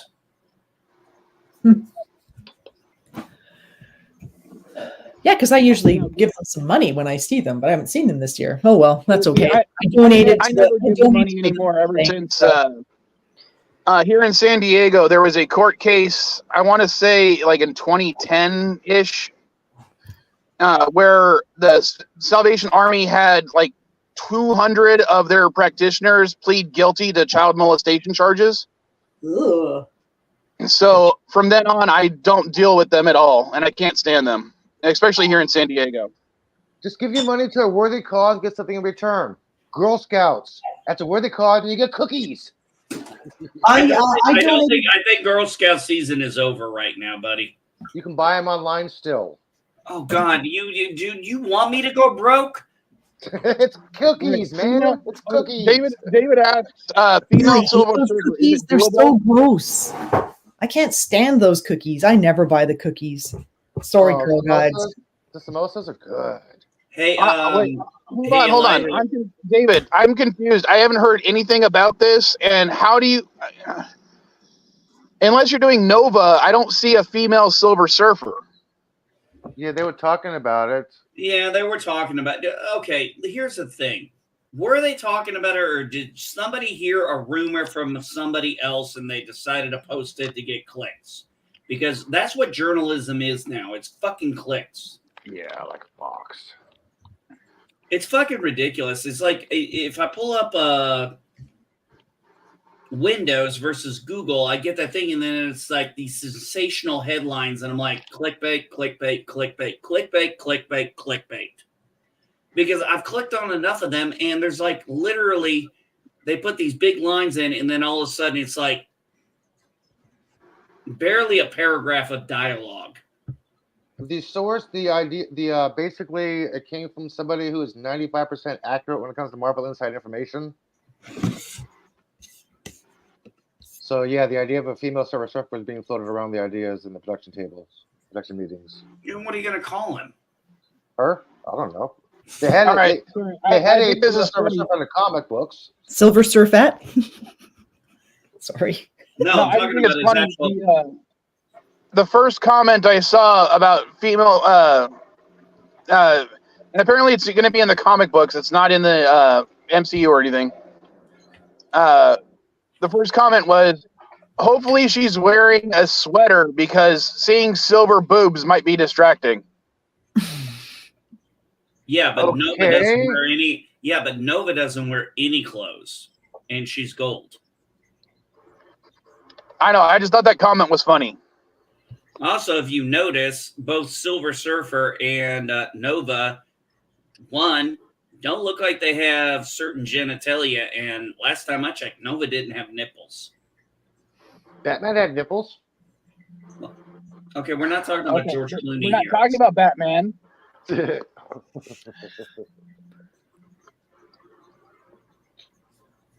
Oh, someone else trying to join up?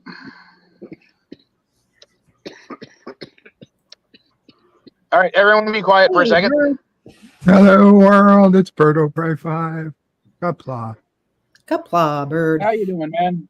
Hey, just so you guys know, Dandelion and NB Geek, your avatars aren't showing on YouTube. Oh. Well, look at That's that. weird. Weird.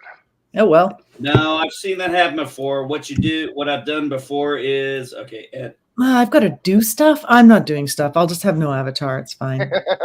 Yeah, you I just can be a disembodied nipple. I'm fine with that. yeah. No, that We must be get it where back, you have to Silver Surfer's nipples are. They're on the change live your stream. avatar and Right? change it We back. weren't talking about nipples. Come on. Can you And see he's that what's avatar new, now? Can you see that avatar now? Oh, by the way, hi, Bob. I don't know if there's going to be any more high bobs. Yeah, Yes. I'm in the same. Nah, I think there will. I think they'll be okay. I I can see wasn't it now. surprised. They I was fought not. before in the past. They've argued in the past and they made up. This is the Hey, argument they're having. Hey, they've been through too much for this to be. A rift. Yeah, I they've don't been through know. too much. They are comrades in arms. They'll get through it. There's no way there's no way I'm going to buy that Danny and Ed are not going to get through this together. They've been through too much. They butt heads so many times. Come on. No spoilers. I haven't seen past season 1. That's your problem, not ours. We're talking about Dan. We're talking about these guys. They butt heads all the time. You've seen this before in the past, and they made up. It's another little tip. That's all it is. The simple fact is they work well together, and if Gordo was alive, they'd all work great together because then they would have the full dynamic. But we know, look, you have Ed, who is the very old school type. You have Danny, who, okay, can we just say Danny is smarter than Ed? Ed has more experience and raw talent and everything, but Ed's also past his prime now, and he knows it. Yeah, but thanks to Ed's daughter, he now knows how to grow weed on Mars. Well, there is that. I learned was surprised. something Like, hell yeah. Now, I was not, I'm going to say this, I was not surprised what happened with the USSR. They were hinting that very heavily in the first few episodes that was coming. Yeah. And then you have the third problem where you have the us versus them, where you have the explorers versus the workers.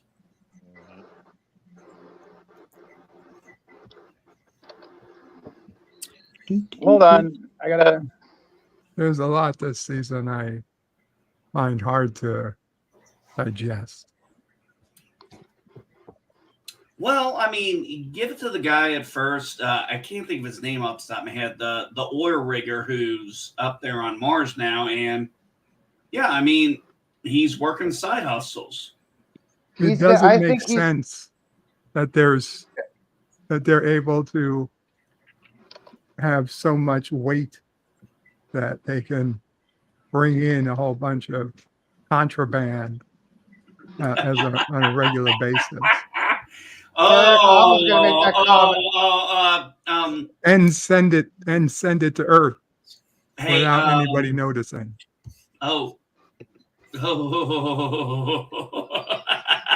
I was going to make that comment. I wish I could tell you the contraband we smuggled back in our military stuff. But that you're not calculating to the ounce for the fuel needed to make it into orbit.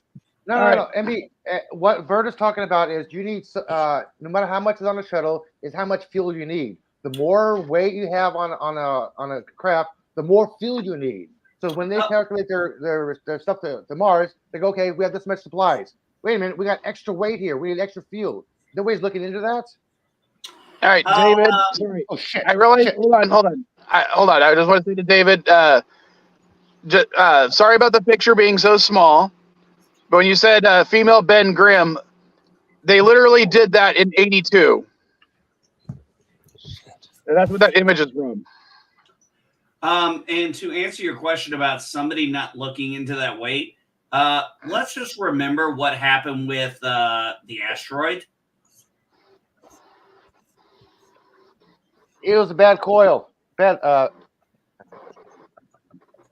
Now, I need you to explain this to me. Were they basically saying that we sent the Imperial standard and they went with the Imperial standard, they fucked up the metric conversion? Just like a classic NASA mistake, yes. That's what I wondered.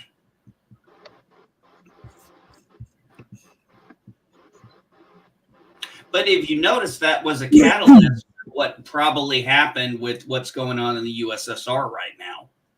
Yeah, but I after that scene, I said to myself, holy shit, Margot can never step foot on American soil ever again. Oh, wow. Who can't? Margot. See, a lot of that was yeah. very, very suspicious to me that the same guy who happened to be an asshole to Margot just so happened to be the guy most responsible for a cover-up, and you don't really feel so bad for him for what happened. It just is very convenient. Well, I don't know. Maybe the fact that because of what happened, he falsified the report to try and save his ass from the KGB. Let's not talk about spoilers because Mike hasn't seen season 2 yet. There. We're I talking changed about my avatar. I only finished watching season 1 this week. You're in for some treats. There. And I then changed Oh, my Eli, avatar before the just for freaking you, live and stream, hold on. Before the freaking live stream, Elihu gives me this giant spoiler because he's like, "Oh, so what do you think about X?" And I'm like, "What are you talking about?" "Oh, that's the end of season 2, not season 1." I'm like, "God damn it!" Sorry. there. Eli, I changed my avatar to be more festive just for you, NB. How's that? oh, that's pretty. That's very pretty. The otter is now wearing a Santa hat. You But it's know what still- I need? I need to find a still bandana that is just, red and white in the right spot. So when I fold it up, it shows the Santa hat. And on one of the end pieces, having the little cotton ball that I can put in front of the long ball. You know what I mean? It's funny. I changed my avatar and then I changed it back to my Yitza original, and it's Right. still the one, and it still looks like the one with the guy from Cheers in a Starfleet uniform.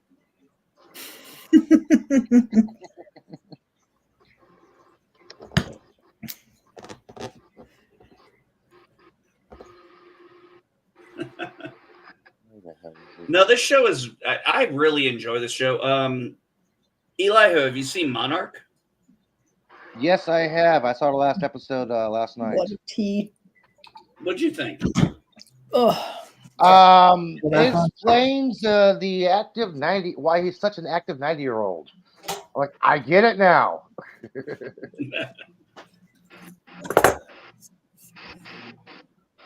There were certain issues I had with that episode. One being the fact that there's no way when he fell down, he'd suddenly get back up and start moving. I'm sorry. Where he was, once you're down, you're down. Yeah.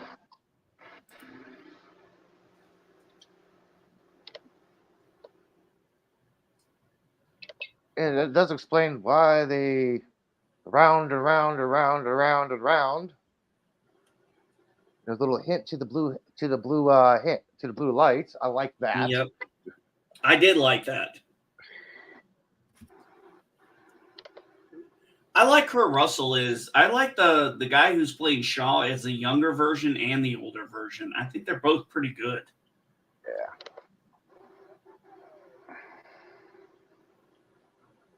Oh, I that's wanna know interesting. What? Oh, something weird with StreamYards. That's all. Oh, okay. I was trying to do okay. something in the background and it wouldn't let me do it. And I'm like, why? And I realized why.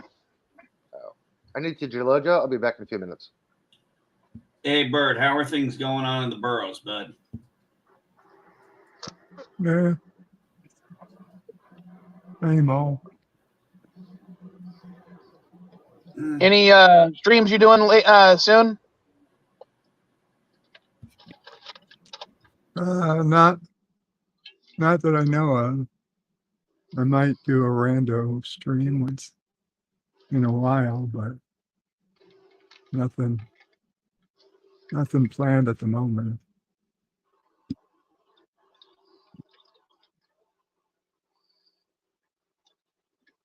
Sorry, I'm just adding a little bit more Johnny Walker to my coffee. I was looking to, but I might have to stream this morning, but I forgot you were on. Yeah, that's good. Well, you can still stream when I'm streaming. I mean, I don't know have I an issue. could. Yeah, Okay. I understand that, but I just assume if someone else is already streaming and I can come on the chat, even better. So I just hang out here. Well, Mhm. you're always welcome on the CNA stream. Thank you. I'm probably going to have to depart because I've got my kettle on again in order to make more tea. But my kettle will be noisy and right next to me. Hola, Sarah. Sorry, that's Mrs. Vile's niece. Nice. That should. So if she's listening, she'll hear me say that. Nice. Yeah. So the my kids are the Vile children, and then her nieces and nephews are the monsters. That's how we differentiate them. My goodness. Vile kids and the monsters. All right. I will probably see you all next Sunday. I'm going to let my kettle be noisy without disturbing everyone else. I'll just go back to hanging out in the chitty chat. Are you going? All for a right. hike? Sunday. I went hiking Sunday. yesterday. I'll probably just go out for a regular sort of walk at a local park today. What is a regular walk for you? Like less than 2 hours. Ah, Damn. A hike is generally over 3 hours for me, and a walk is like, up to 2 hours. Whatever it takes me to just hit my 6 kilometers for the day. 4 nice. miles for you people. Yeah, I had just recently started going back to the. I'd been on the Bowflex here for a while at the house, and then I started going back to the gym after I maxed it out. And yesterday, I did the longest cardio I had done in forever. I went walked 3/4 of a mile, got on a cross trainer, did another 1/4 of a mile, and then got on the row machine and did 1,000 meters. That's good. Well, Wow. I guess I don't actually know what 1,000 meters is because I don't know how to measure that. It's Well, about it's, 1,000 yards. 1 mile is 1.6 kilometers or 1,600 meters. So you Well, did a meter about and a yard 6, are almost the same length. 0.6 So you of a figure mile. you're about 1,000 yards. just over half a mile would be 1,000 meters. And I did kind of a cardio weightlifting, and yeah, it was fun. It was a good way to kill a few hours. Nice. Well, it's good for your cardiovascular health to get a bit of cardio in. Well, I am trying to lose weight. Strangely enough, I have actually put on weight, yet I've lost inches. Well, that's good. That means you're building muscle. I know. Yeah. And I know muscle weighs heavier than fat. But it's been funny. It's like I'm still the same weight. I got on the scale. I was 268. But here's the thing. I've dropped the pants size. My wife went from being able to just put her arms around me to being able to touch her hands together to now she says she can hug me and interlock her hands. There you go. So I'm like, obviously something's going right. That's Her good. arms are getting bigger. She's getting stretchy arms. Maybe she's turning into a superhero, one of the stretchy ones.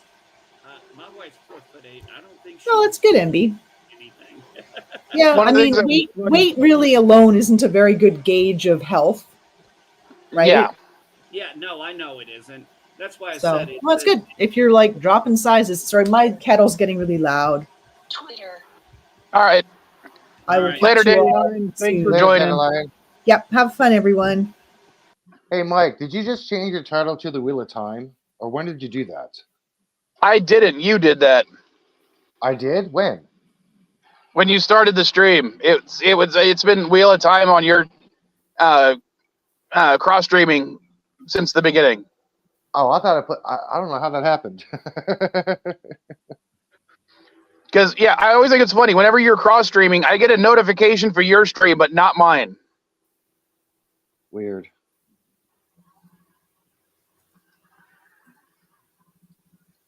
Yeah, I don't know what it is with YouTube. I won't get a notification that I went live on my own stream until 2 to 3 hours into it. Oh, good for you, David. I wish I was down to that because I'm at closer to that 303. I'm at 170. I'm at 268. But like I said, it's interesting. Like I said, I've got a lot more energy. I'm able to do a lot more things. Just haven't lost weight, but I've been losing inches. So, hey, I learned a long time ago when I was actually in fit shape. If you're losing inches, you can take Viagra, dude. It'll help you gain. What's that? If you're losing inches, you can take Viagra. No, because that doesn't cause you to gain inches. It just makes you stay harder longer. Psychological, man. I don't know how you psychologically gain inches when 5 inches will equal 5 inches no matter what. Yeah, what is it? 5.2 to 5.9 inches, the average size. I don't know. I do. I have no idea.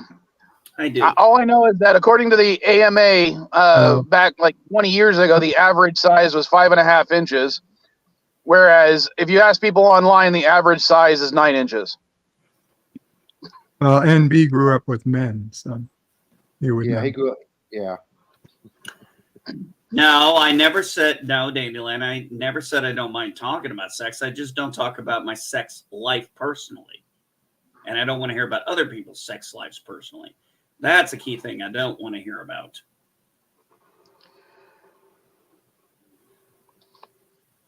And besides, we're just talking about anatomical stuff. Yeah. No, actually, just for shits and giggles, one time I looked it up.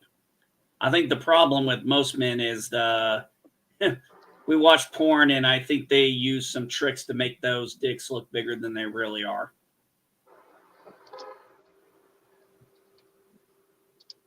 Hold on. Just my thought. I'm going to look it up. What are you going to look up? Okay. According to Medical News Today, and this is worldwide, this isn't just in the U.S., the average size is 5.1 inches when erect and 3.5 inches when flaccid. Yeah, I know. I've gone to the same website to see that.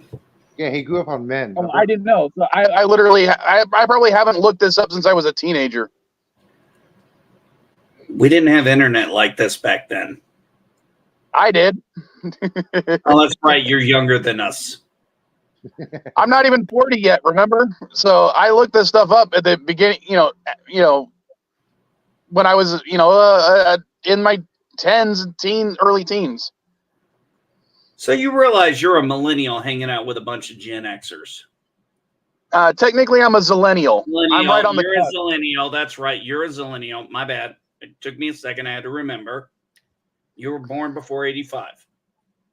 Yeah, I showed my kids, my younger kids, the route I walked to school starting in the 2nd grade. And they were like, "You walked this every day?" And I'm like, "I walked it back and forth every day. Like, this is like a mile." I'm like, "It's almost 3 miles." When I lived in West Virginia, and I was about 6 years old, I shit you not, I got into so many fights at the school bus before and after the school bus. I just stopped taking the fucking thing. I swear to God, one day in the middle of December, I started walking and I kept walking. And one of the kids goes, "Where the fuck you going, Jesse?" I'm like, "I'm going to fucking school. I'll see you there." And from then on out, I walked to school. And I lived in West Virginia. So, yes, I went up and down hills to walk to school. Both ways, in the snow. In the snow. Yeah, it was in the snow at times. Uphill both ways. Sorry, I'm in Southern California. What is this snow you speak of?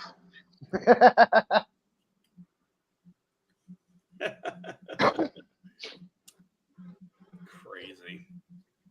Hey, Bird, has it snowed in the boroughs yet? No, thankfully. No, it's a warm December right now up there. Great. Now Dandelion says, I had an hour-long bus ride to school, would have walked to school in the time to turn around and walk back. An hour bus ride to school? Wow. Where the fuck? You lived in Canada.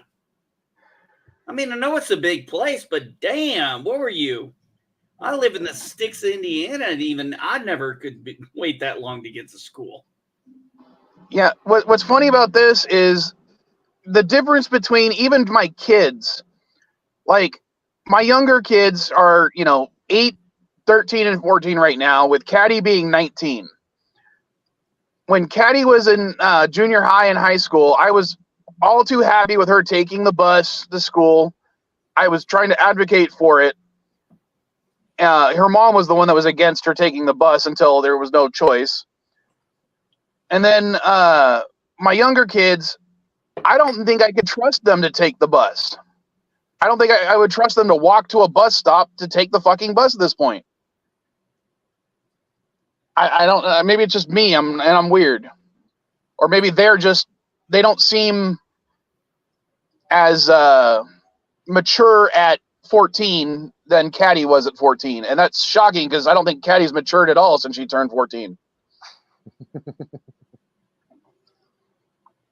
You hear that, vile child? You're not mature. You're immature 18-year-old. She's listening. Oh. Yeah, she's probably still asleep anyway.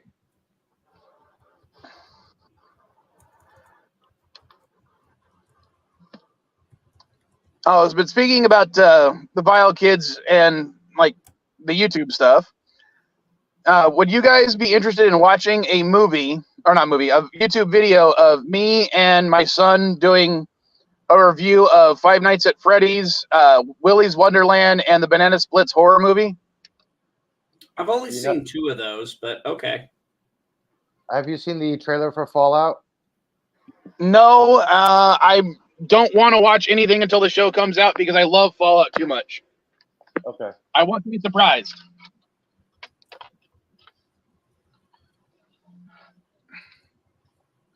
Yeah, I just And saw David the trailer says that this his morning.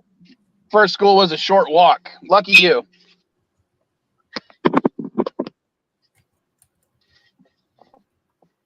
No, my elementary school was a bus ride, like a 10-minute bus ride. High school was a 15-minute walk until they built a freeway my sophomore year. Then I had to be forced to take the city bus.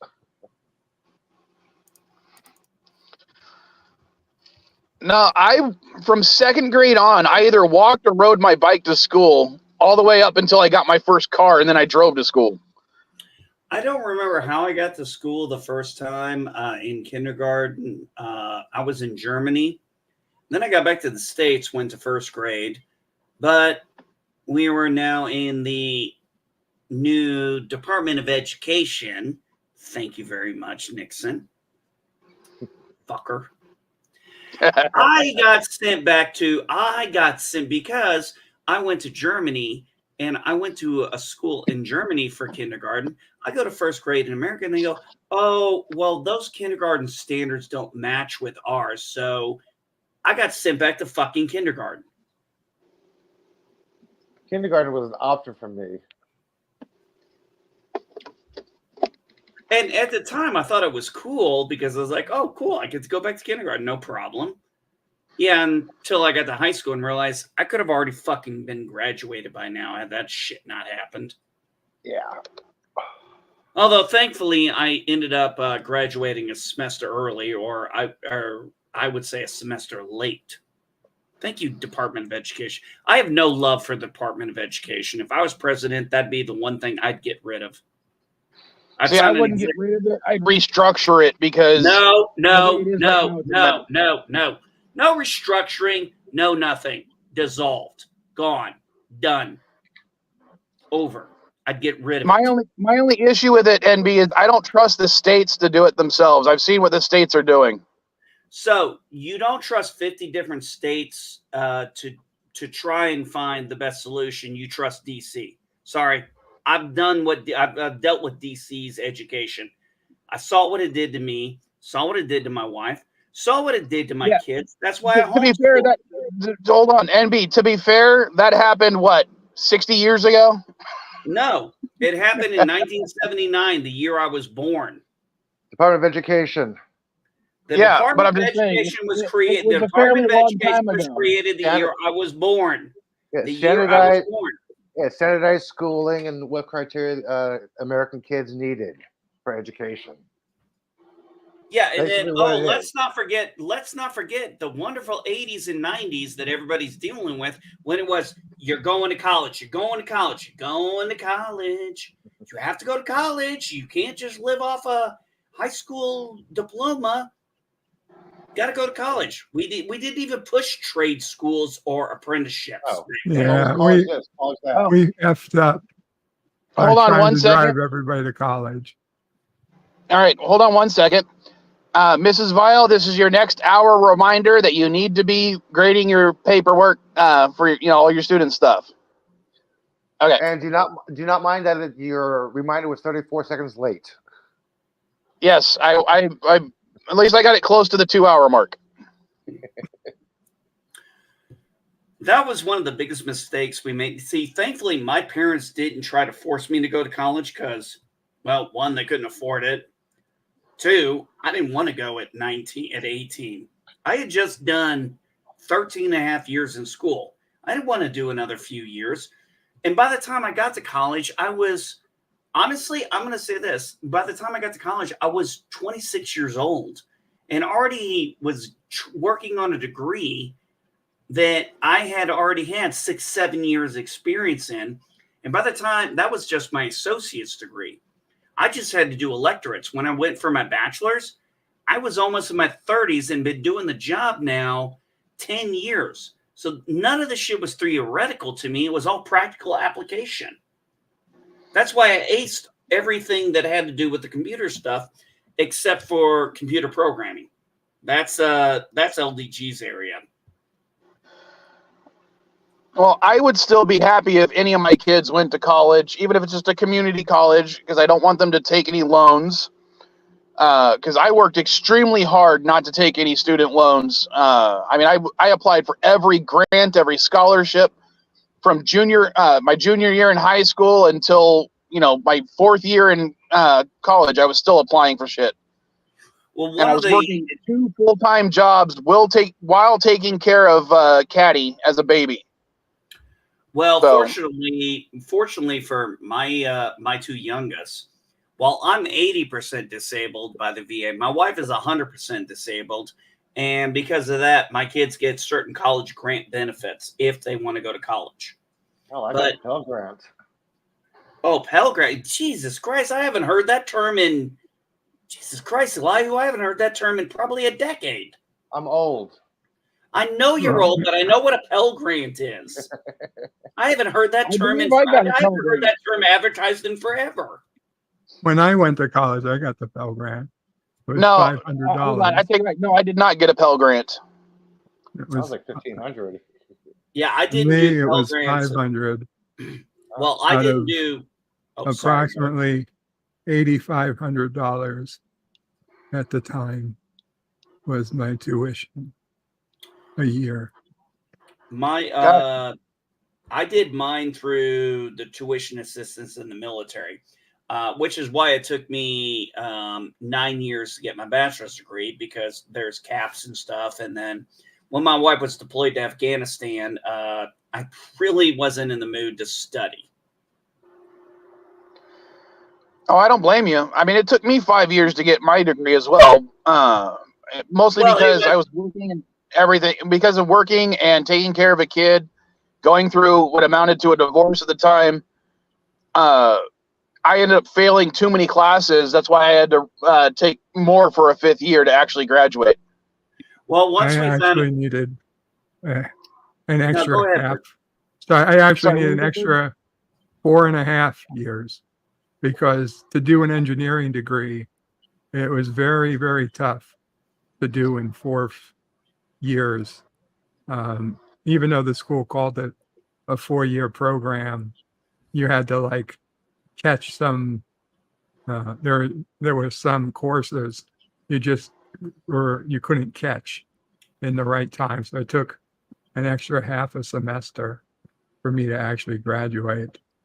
But it was 4 years full time and an extra part-time semester to finish my degree. Well, if you guys want to earn some free colleges, credits, and a degree, actually, this is what I am going through. I put it in a public chat.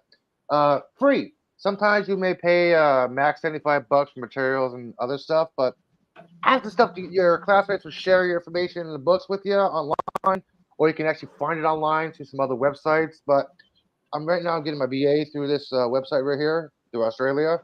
So you guys can actually take these classes right here, whatever you want. There's a little box that says, what do you want to learn? computer programming, astrophysics, medicine, architecture, stand-up comedy, acting. Find it, put it in the search bar, and it'll give you options for classes and where you can take them online.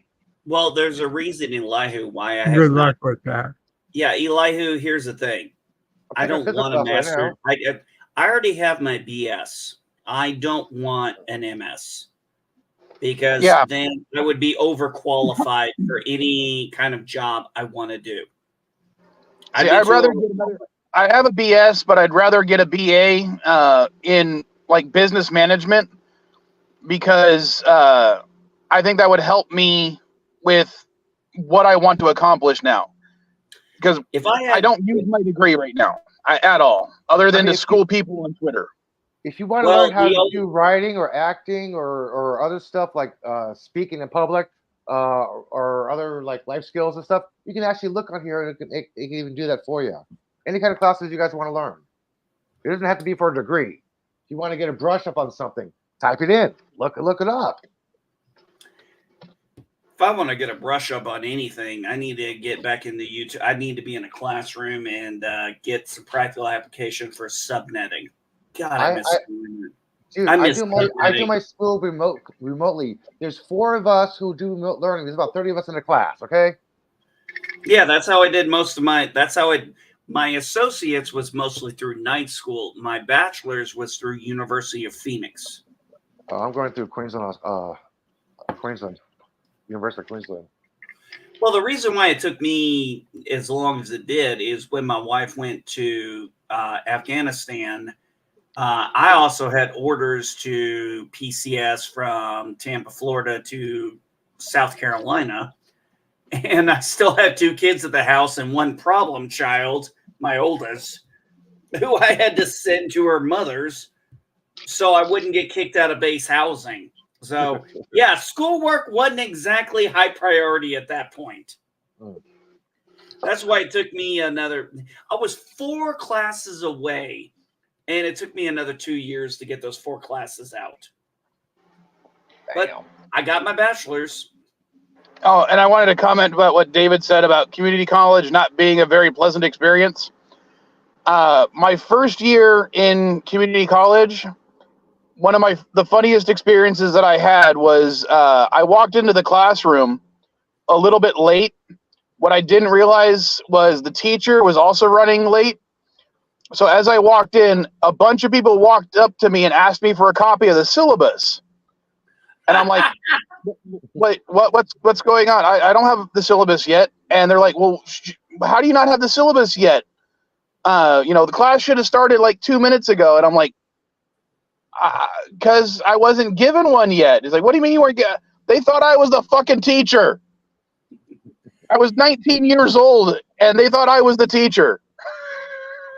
I'm going to tell you the 2 best classes I had during my associate's degree at night school was because I didn't go to a typical college. I went to night school on the base, and then I went to University of Phoenix after I got my associate's in science, and then I did that for my bachelor's. The 2 best classes I took, though, during my associates was my critical thinking class, that and my macroeconomics class. I'll tell you what, for 2 classes that had nothing to do with computers, boy, did they expand my mind. And Elihu, I got to be honest, when I think of my critical thinking teacher, honestly, I think of you because, damn, you're almost a dead ringer for him. Except you're not white. Except you're not white. I'm not white. The background is white. No, I said the only difference between you and him pretty much is you're not white. Who's Yeah, in I'm that not a picture white- with you? Sean Gunn. Who's that? Who's Sean Gunn? Yeah. Craiglin? I don't know who he Okay, is. I don't know. Is he an actor or is he a friend? He's an actor. He's in Guardians of the Galaxy. Craiglin. Okay, He I was don't the, watch body Guardians double of the for Rock. Galaxy, Oh, but that's cool. he's James Gunn's brother. I don't know who that is. Oh, was he Kronk? Oh no, he's the guy who got the He's the guy who got the whistle thing. Yes, Yeah, okay, The I know arrow. who you're talking about now. Kraglin. Yeah, now I know who you're talking about.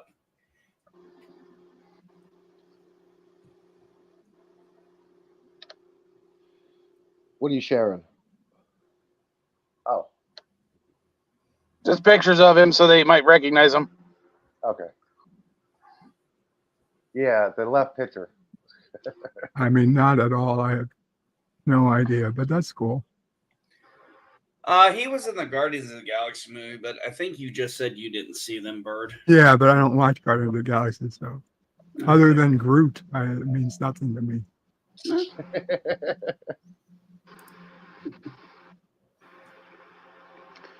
Are you in your Snuggie? Yes. Are you kidding me, man? I finally bought this thing off of Amazon about a week ago. Hey, man, I got a big house and it was built in 95, so, you know, it's a little bit of an issue to heat at times. Hey, certainly we're skipping Hey, corners. I don't blame anyone for trying to save some money on gas and electric. So That's the thing. I don't have gas. I have electric and propane. Oh, NB, the Yep. picture, my icon. I Yeah. cannot take that picture. Sean took the phone from me and then took the picture. I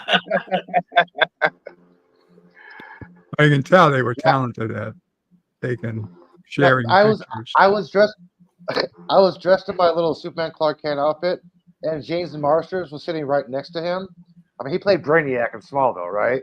I was debating to get a picture with him or Sean, and it was like $5 difference. But I found out Sean wasn't doing table photos because he likes to talk with his fans, so he lost his voice. And James is kind of looking over at the same time, kind of overhearing the conversation. And Sean taps on the table, like what? He grabs the phone, looks me over, opens up the app, takes a picture. I'm like, thank you, Sean. He's like, thumbs up. I kind of look over, and James is like this. Hang on, I'm gonna show you. You see James do this. So that you got that picture when you were in that little Clark Kent suit of yours, huh? Yeah, I'm like, I'm in the Superman outfit. James played Brainiac. That'd be cool, but Sean's right there. They're both cool guys. $5 difference. Sean like tap.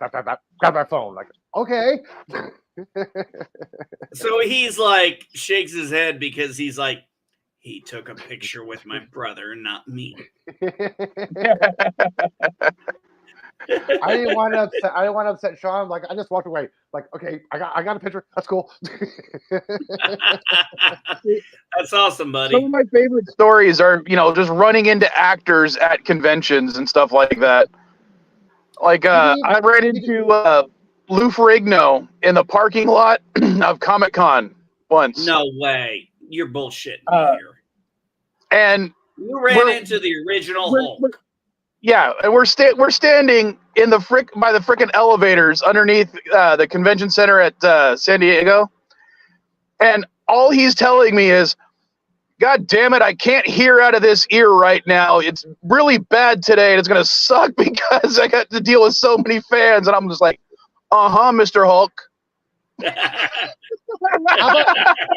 How about getting bumped into a kid twice, finding out that kid is running around on the floor, finding out that kid is actually the kid that played little Leia in the Obi-Wan Kenobi series. She bumped into me twice. Really? I'm like, what the hell is this kid running around, right? I go down to the second floor. Kid bumps into me again. I'm like, damn, where's his parent at? I didn't even know who this kid was. She's wandering around the floor everywhere. No, So who else my favorite convention story is not even mine. It's my buddy Moose's. I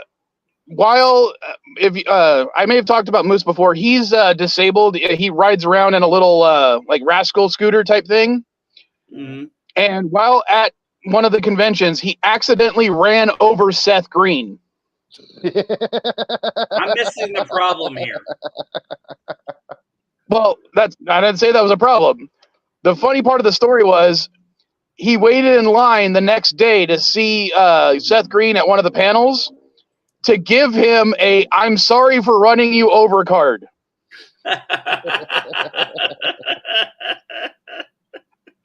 And I know the video of him giving the card is on YouTube. I have no idea if I can find it, but I'm going to see if I can find it real quick. Seth Green. Great stoner.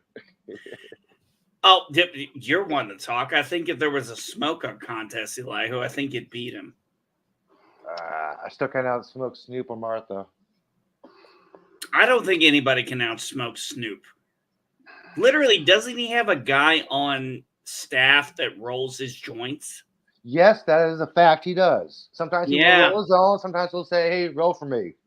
I'm like, "Hey, he's there to roll. He's there to roll. That's his job." His job is to roll them blunts.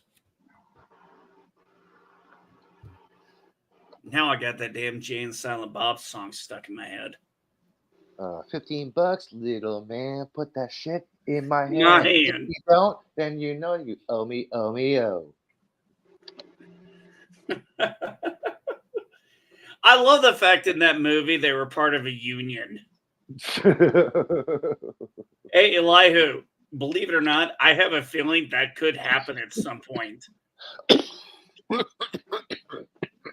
I got a story about Jason Mewes. Okay.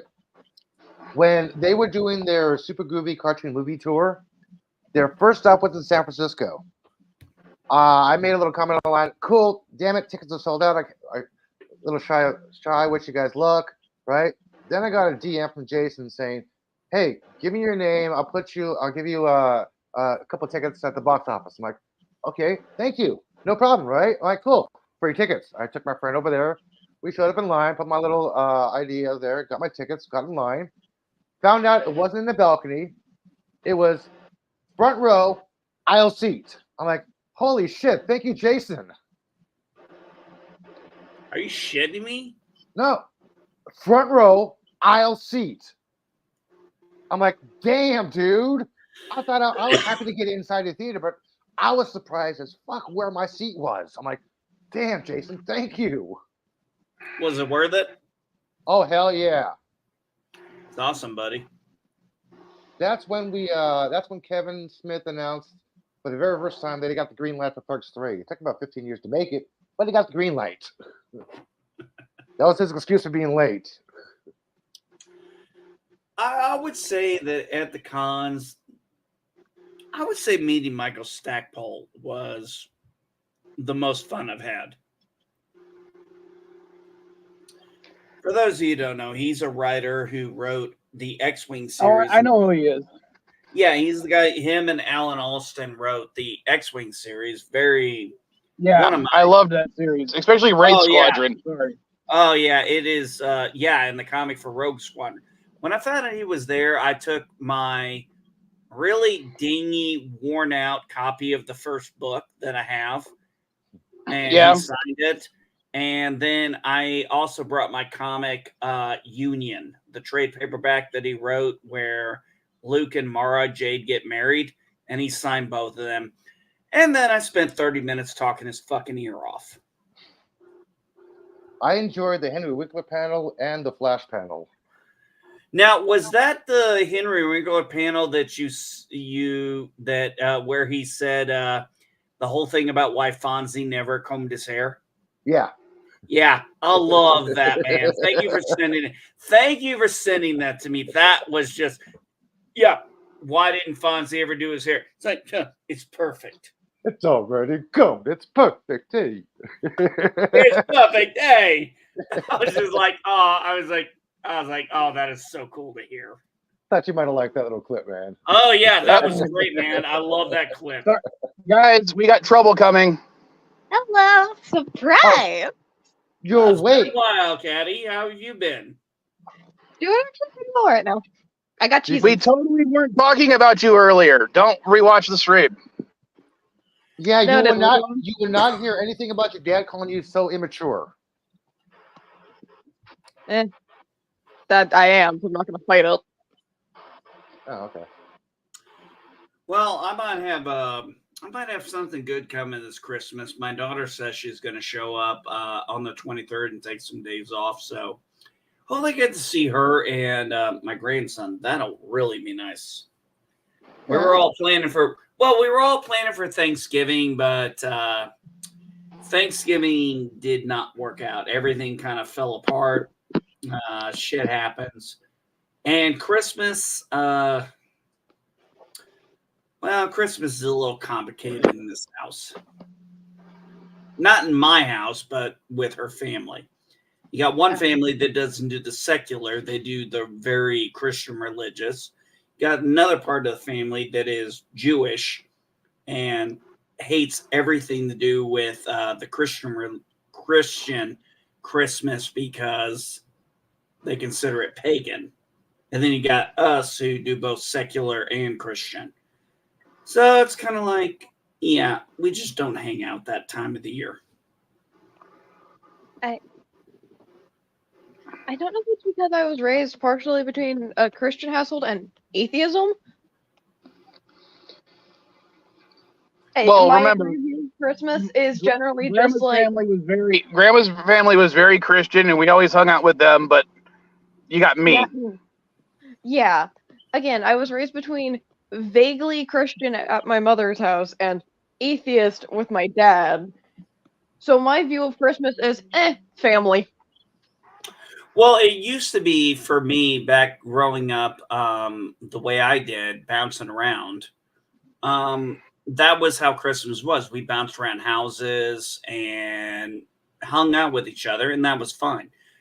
Thanksgiving, on the other hand, was the boy, that's a holiday I hate. If I could take a holiday off the calendar, that would be the one I'd take off. I hate You would kill Thanksgiving. Thanksgiving?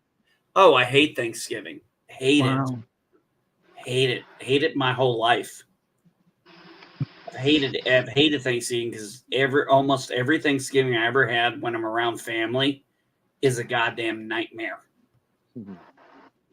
Somebody always got into a fight about something. Somebody brought up religion. Somebody brought up politics. Somebody brought up something. My grandmother inserted her dominance and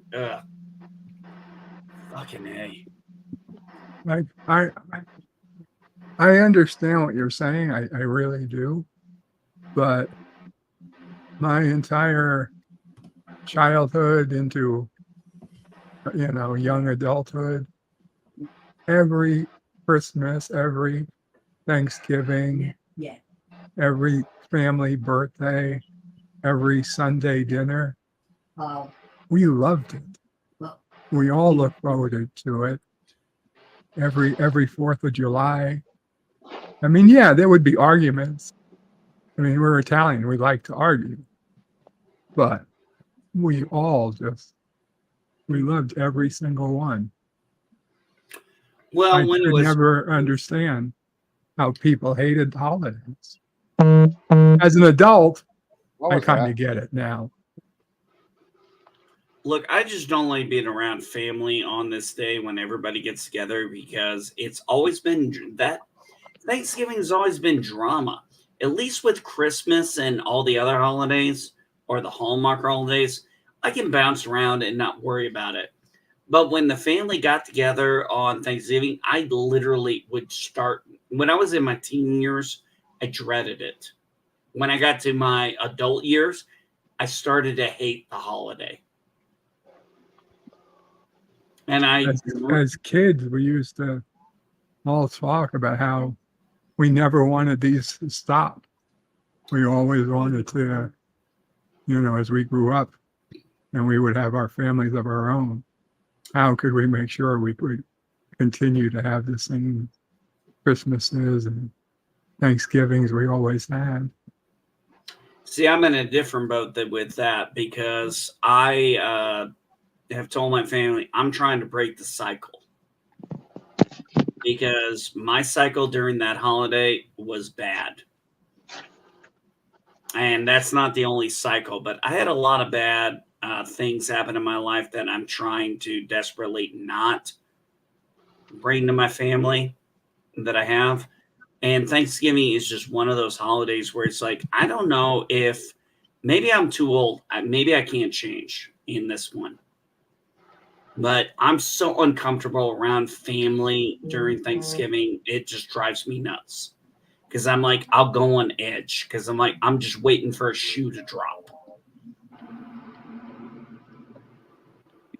Sorry to hear that. Hi, Mama Pray. She's talking to her cousin. I know. I heard her in the background a little bit. I just wanted to say hi. No, thank you. Hey, got an official quote from Kevin Feige about Iron Man. He says, quote, "We are going to keep that moment and not touch that moment again. We all worked very hard for many years to get to that. We would never want to magically undo it in any way. He is not going to resurrect Iron Man." Thank God. That's an official quote from Feige, okay? Not a rumor. Well, it needs to be that way because if that's where it started to water down so long ago. I mean, this started back in the 90s. You kill off a character and then you resurrect them. No, that negates the death. Come on. They've been killing off people and resurrecting them since Spock. Well, because also killing someone and bringing them back in any kind of way also then starts to build distrust with your audience. Because how do they know that if they get attached to this character and you do kill them to make a very big moment, you're not just going to rip the rug out from under them again? Well, look at Lower Decks. Look at Lower Decks. They resurrected a character after they killed him off, but they never explained how he came back. That was kind of funny. I don't know. Even in TOS, they killed Scotty. I want to say this. The thing with Spock's death and then his resurrection at the end of Star Trek III, The Search for Spock, was the whole movie was based around that Spock could be resurrected. It wasn't a cheap shot. You know, it's like when he walks up to Kirk and he goes, "Jim, your name is Jim." You know, I'll grant you it was done fantastically, but it was still done. It was still we're going to kill off our most popular character, and then we're going to bring him back in the next movie. Well, actually, there was no knowledge that there was going to be a third movie. Of course there was. Not necessarily. You got to remember, Star Trek is niche. They left it open, though. They left it open. Oh, yeah, absolutely. They left it open. They left it open in also Star Trek 4. But that's the point. I mean, at the end of the day, it's an open-ended story. Exploration is always open-ended. Walter Cronin said he still hasn't found those nuclear vessels. I'm sorry. Someone just say niche when they meant to say niche? No, I said niche. Why? Tomato, Caddy. Yeah. I'm not saying it that way. It's niche to me. Niche. Just like I say wash. Yeah, you gotta take your car and park in the garage. No, I parked my car in the garage. I am not like I'm not from the boroughs. I don't talk quite like that. I'm from the Midwest. Somewhat. There's one way to scare me away from something. It's just continuously mispronounce words. Oh, okay. I'll give you a few. No, and there Missouri. is a history of mispronouncing words.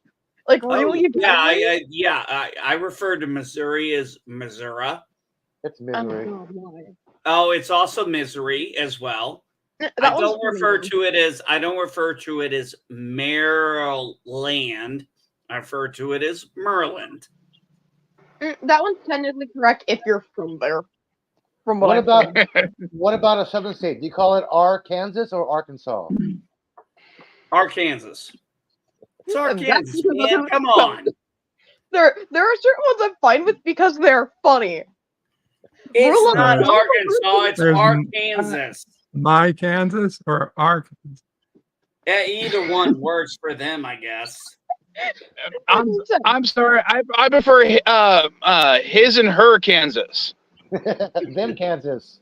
Okay, well, Here's a question. Here's a question. Is it New York or New York? It's New Yuck. No, I'm asking the New Yorker. Yeah, it's New York. It's New York. It's New York. New York. That's the Queens in ya. Talk with the Brooklyn. Come on. Why would you want I to don't talk with think there's any difference between Brooklyn and yeah. Queens. I feel like Yeah, I've this been is- shoved into purgatory. Brooklyn actually emphasizes the consonants. Queens don't. You live in California and you're going to tell the people in the boroughs how their accents work? Yeah. Only a Californian tells a New Yorker how to be.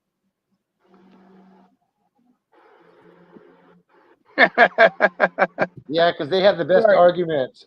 Fuck you, fuck you. No, fuck you. Flip each other off, they walk away. That's the best arguments. California, we just beat the living shit out of each other. Hey, love I'm New Yorkers for walking that. here. Yeah, I love New Yorkers for that. The best way I can ever describe when I'm talking to my friend, because from New York, and when our the way we talk clashes, my reason of why I say things differently is because California, we talk fast. Oh yeah, we always do. We always talk fast, no matter what you see. No matter ever understand. It doesn't matter what's going on. Fast.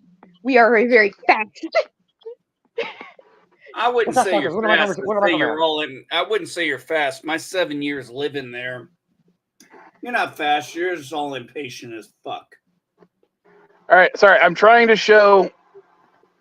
I'll see if I can do solo real quick. Hold on. Well, you know, we were able to see the kid in the video until you put your fucking hand in front of it. Hold on. God dang it. Hold on. Cinnabon. You Also- sleep good, Caddy? I mean, as well as I can. All right, I was talking to Moose, my buddy, and he didn't have the video Oh. of when he gave the card to Seth Green, but that's a picture of it. God dang it. See if I can get it without the sun in the way. He said, We can So, see it yeah, that pretty was good. part of it. Yeah, Yeah, we can get the. That's a pretty good picture right Okay. there. nice. Uh, Trying to show one phone while holding the other phone. all I can think right now is just y'all make your entire lives basically Star Trek. I've done the same thing but with a completely different franchise. How do you figure I've made my whole life around Star Trek? No, it's a And fair I'm specifically assessment for talking me. about mainly my dad. Oh, your dad. Okay. Oh, He's well, he just gone popped now. out. All right. Oh, So what's the wait. franchise, Caddy? Franchise I've been obsessed with since a very, very small child. How to Train Your Dragon. Oh, Upon really? realizing that I can, in fact, watch the entire franchise in chronological order, that is what I've been doing for the past few days. Have you played Is that I'm a Dragon good Ball? confused because my Yeah, entire it's- thing isn't revolving around Star Trek. It's revolving around nerd culture in general. Well, And what's the biggest part of that? yes. Well, Star Trek is one of the pillars, but even on my avatar, the whole thing was supposed to. It's got a Voltron knockoff. It's got a Star Trek knockoff. It's got a Star Wars knockoff. I'm running around dressed as Link in the background. Right, I do. You know what, Mike? I'm sorry to say, I'd actually like to hear Katie's view on why she likes How to Train Your Dragon. I grew up watching the franchise, and I enjoy the fact that the franchise grew up with its audience. Oh, that's awesome. I And think I only saw the first movie, so that's, There's a TV show too, dude. yeah, I know there was a TV Oh, show. I was going to ask her if she watched that too. there's 2 TV shows actually. Oh, really? Yes, so on Peacock there is Writers / Defenders of Burke, which covers the what happens directly after the first movie. You can also watch Gift of the Night Fury. It's not on Peacock. I think it's on Max, and that's the one that I had to watch, and like buy like a 7-day subscription to watch it, and then immediately cancel it. Yeah, I did that when I had to do that with the Five Nights at Freddy's thing. Yeah, no. So Peacock has Writers and Defenders of Burke. Technically 2 different series, but also it's just they are very connected. You can tell it was just season 1, season 2, but for some reason the people decided to give them 2 different names. I don't know why. And then, of course, the one that mostly everyone knows, if you're talking about How to Train Your Dragon TV show, you're talking about Race to the Edge, which is a Netflix original show, and it is probably my favorite, if not second favorite, of like the entire How to Train Your Dragon franchise. I adore this show to death. It is surprisingly well written for being a Netflix spin-off of a popular franchise. And there goes your daddy. Go bye-bye, Jim. Yeah. I could talk for hours. You scared your dad off. I could talk for hours about this franchise. But the only thing I'm going to be doing is there is 2 different things that I'm just not gonna touch with a 10-foot pole while I'm watching all of this chronologically, which is 9 Realms, which is the modern day spin-off, which is on Peacock. I don't want to touch it with a 9-foot pole. I've seen the first season and I don't want to watch any more of it. This Why is is not a that? It's the CNA Star stream Trek unless Discovery something doesn't go wrong. of your whatever it is you watch. And then and How to Train Your Dragon 3.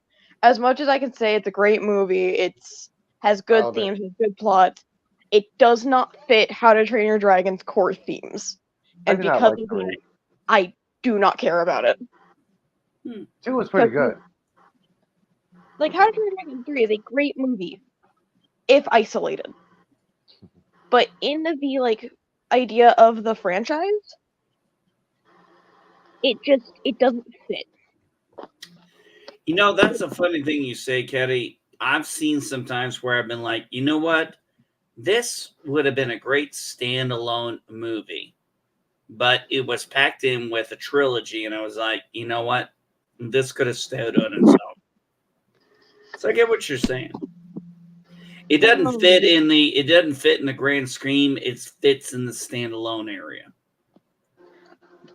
Well, the reason that I like to say that it just doesn't fit is because How to Train Your Dragon 3 essentially combats the main themes of the rest of the How to Train Your Dragon franchise, which is essentially nature versus nurture. Because you watch Hiccup and Toothless create this very strong bond, and then the third movie, they completely throw it away to have Toothless go make babies. Seriously, that's basically what happens. They do a redo of essentially Vigo Grimborn from from Race to the Edge. They repackage a different villain. It was one of those movies that I was like, okay, this is a great movie by itself, but it goes completely against the themes. There's a repackaged villain to me.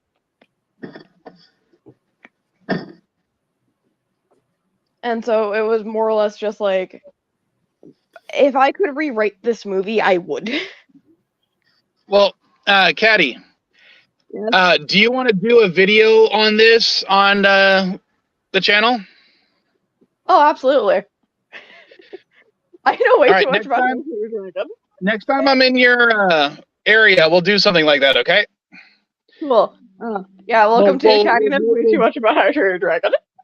We'll work on a script first, because I have ideas of how I want to continue the review stuff. I think I mentioned to you, but Yes, I know.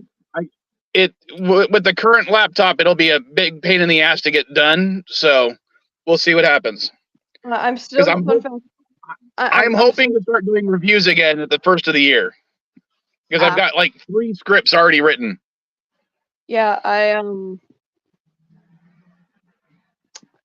have several clips that I'm slowly piecing together from all of our reviews to release just valuable reviews out of context. Yeah. Inevitably, when that ever is done, I'll send it your way and you can post it. That could work. If you want to post it to your TikTok, because I'll post it to the TikTok, to the even though I haven't posted. I haven't posted anything to TikTok in like a year, and yet I still get like a notification every week of a new subscriber. I've got like 1,000 subscribers or something at this point. It's weird.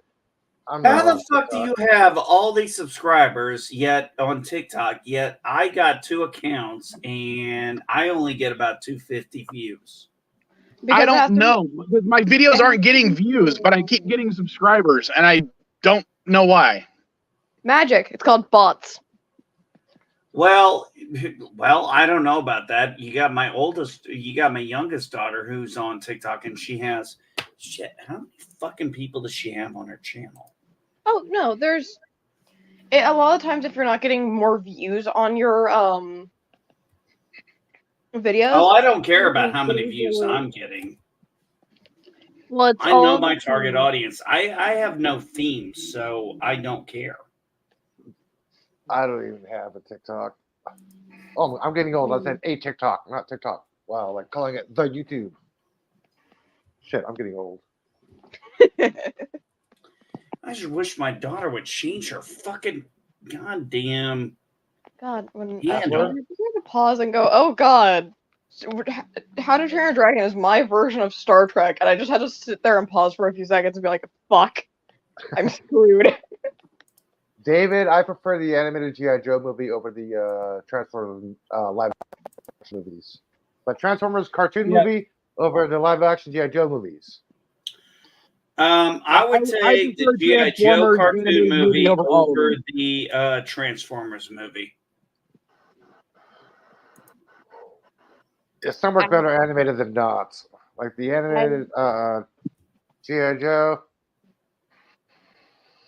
Of course, animated Transformers. Live I've action. never heard about G.I. Joe, so I assume I have to go with Transformers because I've literally never watched a G.I. Joe movie in my life. Jesus Christ, I didn't No, duet the guy. you've seen the live action ones because we saw them at the drive-in. I have?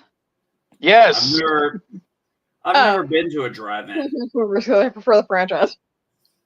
Dude, you don't remember hiding in the truck to go into the drive-in? Wow. We didn't have drive-ins. They were closed down during my day. Anybody our age who never been in the back of a trunk to go to a drive-in had a pitiful, sad life. Hey, I put one of my friends in the trunk of the car and we went to the car wash. No, okay. No, that was funny because he got in the trunk. I don't remember why we did it, but he got in the trunk of my car. And we decided to go through one of the mechanical car washes. And he's like, can I get out? He's like, no, you can't get out right now. And I'll never forget how he said, he goes, we're in a car wash, aren't we? From the truck, we're like, yeah, buddy, you're going to have to wait a few minutes. I weirdly love car washes. I don't know why. At the car Just- wash. Well, maybe you should get a license, buy a car, and take your car to the car wash. He said buy a car, not take his car. I just want her to get her freaking license. She's 19 and she doesn't have a license yet. She's almost 20. I Car never had a wash. license. My ex-wife still doesn't have a license. Hey, Are I never had you a license. I live serious? in a big city. Don't need a license. Public transportation. You know, I'm gonna go with Elihu here. What does she fucking need a license for? She lives in California. Because then I can go pick up my sisters. Yeah, And but your do you brother. want to? As There are much as certain- I love my siblings. It doesn't matter. There They are- want to see her more often because she only gets to see. They only get to see each other when I pick her up most of the time. MD, there are certain parts of California where you need a car. Like, say you live in Temecula, say you live in Oceanside. Yeah, say you live in Vista. You will need a car to live in Central Valley. There's really no public transportation, but big cities like San Diego. Yeah, not only that, and LA, where she lives, Long Beach. in Poway, only half the town even has public transportation, and they shut it down on Sundays. Yeah, so there are parts where you do need a car. Sounds like what Jacksonville did back in the 80s. So if she wants to see her sisters and her brother on a Sunday, she has to get a ride from somebody. Okay. And if you actually were to take public transit down, since he has to go all the way the long way around, it'll take her 2 hours to get to there, and then 2 hours back. Okay. No, I listen to music the entire time. Okay. if- well, she's also how old? Katie, 19. how old are you? She turns 20 next month. Okay, and how old are her siblings? 13 and 14. Okay. I'm And missing the problem here.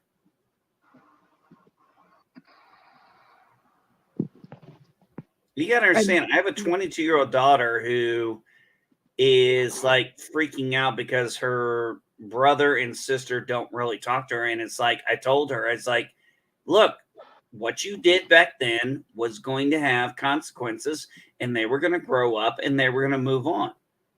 Now, I'm not saying the same thing, but Caddy is 19 years old, and you're telling me the closest sibling is 6 years younger. That's going to cause, that's a whole different level. Yeah, I also want to point out the fact that I didn't know they existed till like 2 years ago. 4 years ago. 4 years ago. Fuck. Yeah, Wait a brother, minute. holy shit. Mike, whoa, Mike, are you telling me she didn't know she had siblings? Okay, first of all, you have to understand that only one of these is her biological sibling. Yep. Half or full? Half. Okay. And I don't know if I told this story before, but basically, I had another daughter from a one-night stand nearly 14 years ago. Great job, And buddy. she didn't come into my life until she was 10. And her half-siblings, which are not related to Caddy at all, I consider my kids, even if they're not my kids. Just Yeah, as I he's- consider them my siblings. He used to like Yeah. playing in the rain without a raincoat. So, You know what? That's hilarious. You had a one-night stand. My daughter had a one-night stand. And, well, guess what? She has a kid now, too. Maybe you know what's really cute? On, dude. Caddy, What? Caddy, you want to know something that's really cute? What? As I was dropping off Cameron and Jacob last night, because they went and helped me do laundry, and we watched the Banana Splits movie. Okay. When I was dropping them off, Jacob goes, "Bye, Mike, love you," and it was right in front of me and Aubrey, and it was just so. We were like, "Oh, it was so cute." He said he loved you, and because like Addie never says that, Cameron rarely says that, and it was just really funny how he goes. It was like because he never does it either, and it was just really, it made our hearts explode. And what's funny is I am more likely to have Cameron or Addie call them my sister over like them calling you dad. Yeah, we've had that conversation. Yeah, the younger ones don't really call me dad, even though it's funny when they refer to me to their friends, they're like, "Oh, he's our dad," but when they talk to me, they never call me dad in person. We had an interesting situation when my oldest daughter from my first marriage was about 7 when I got married to Madam Yeeg. And she walked up to her and goes, "Do I call you mom now?" And she goes, "Well, you can call me mom if you want to." And she did call her mom for quite a while until her bio mom poisoned her mind with that, and then she started calling her by her first name again. We didn't make a big deal about it, but that happened for years. And then at some point she finally got her head out of her ass, my daughter, realized her mom was a piece of shit, and has for years since never referred to her, my wife, her stepmother, by her first name. She's always called her mom, because she's been more of a mom to her than her bio mom has ever been. So crazy how that shit works out. My dad's girlfriend has a other name that I call her purely on the fact that it's It's a pun. And both me and my dad are nerds. Uh-huh. Well, I'll say it because her name is in the chat when she's here. Her name is Marisol. We call her Mari. So the kids she is refer to her wow. as her. So tell them what you refer to her as. She is my stepmari. Now we're talking Mari from the talk show, right? We're talking about Mari as in Mrs. Vile. Ah. Why is the Mari thing then? Because I'm thinking of Mari. Her name on is the Marisol. talk show. Her name is Marisol. Oh. Sorry, I think Mari, I think of the talk show back in the day. That's Maury, not Mari. That'd be Maury. So That's what a is that, U. Mari? She's an A. Mari. Yeah, I said Mari. No, Maury, Muary, is the talk show host. Mari is Mari. You spelt. I'm fairly sure that was still spelt wrong. Murry. I believe. I thought his name was Maury, Muary. Someone look it up for us. Yeah, no, I don't remember. Again, I've been up pretty to sure it was Maury. M-U-R. Murray, as in Murray Povich. Yeah. On another hand, I've been up for all of 30 minutes. My brain's not fully here. That's what coffee's for, young lady. Okay, Caddy, here. As soon as your dad shares it, you can watch this and wake up. If you give me like 5 minutes, I can go grab a fucking energy drink, mainly for the fact that I don't have any coffee mix in the house right now. Well, I'm going to be ending the stream in about 5 minutes, so Perfect. it's up to you. Yeah, I was about to say we're hitting the 3-hour mark here. Can you share my screen? I don't know if I can. There we go. And you're the host. What the hell is this? A Mountie? Horse. The fuck? Horse. Santa Michael Myers. I don't know. I don't see Michael Myers being able to get on a horse. Outside of Vegas. Well, maybe that's why he doesn't talk, because he has a little horse. Okay, I'm going now. Goodbye. Bye. No. Wait, Caddy, before you go, hold on, Caddy, before you go, since you're the Vile Child, which Strange New Worlds mix should I play at the end? I don't know. Do you want the drinking song, the Gangnam Style song, the war song, the victory song, the Dahar song, or the opera song? You did the Klingon. You did the Klingon open style last time at my request, so can't Opera. use that one again. Opera. Yeah, opera. I agree. Opera. Okay, we'll do the opera one. Because I play one of those, and I always play the video of you getting the phaser at the end of the stream. Die, Denny, die. Yeah, I love that. He gives you a phaser and you set it to kill, and then you know, it's the only sad part is it only shoots at you. It only shoots at him. He didn't get him vaporized. What's funnier? Fun fact: that entire video was filmed by my boyfriend. All right. Have a good day, sweetheart. I'll talk to you later. Call your sisters. No. I will not have a good day. Probably gonna go back to sleep. So. You know that bird is still away. Well, that's Bird's. Yeah, I see it. Where's Bird away at? I don't know. He's been away for a bit. I don't know. Was he flying out of that bed? Maybe he migrated. It is winter time. Bird guess. of away. Bird of away. All right. Love you, sweetheart. I'm staying here for the phaser. I have to. Oh. Wait Want for me you to go ahead to and end the stream, buddy. 6 minutes. All right. Okay. I'll play them and then I'll end the stream. But before I do that, this is Vile. This is your 3-hour reminder, even though it's about 5 minutes early. Finish your grading.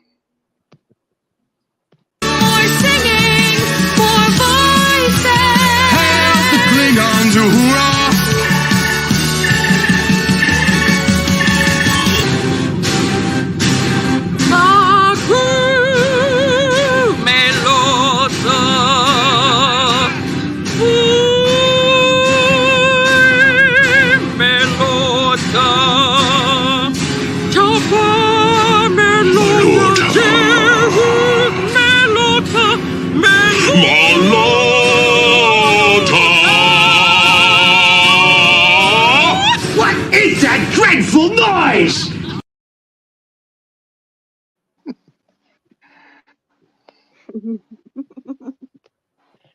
Also, I just adore that she. All right, you're 19 years old now. I figure it's about time you got one after all your complaining.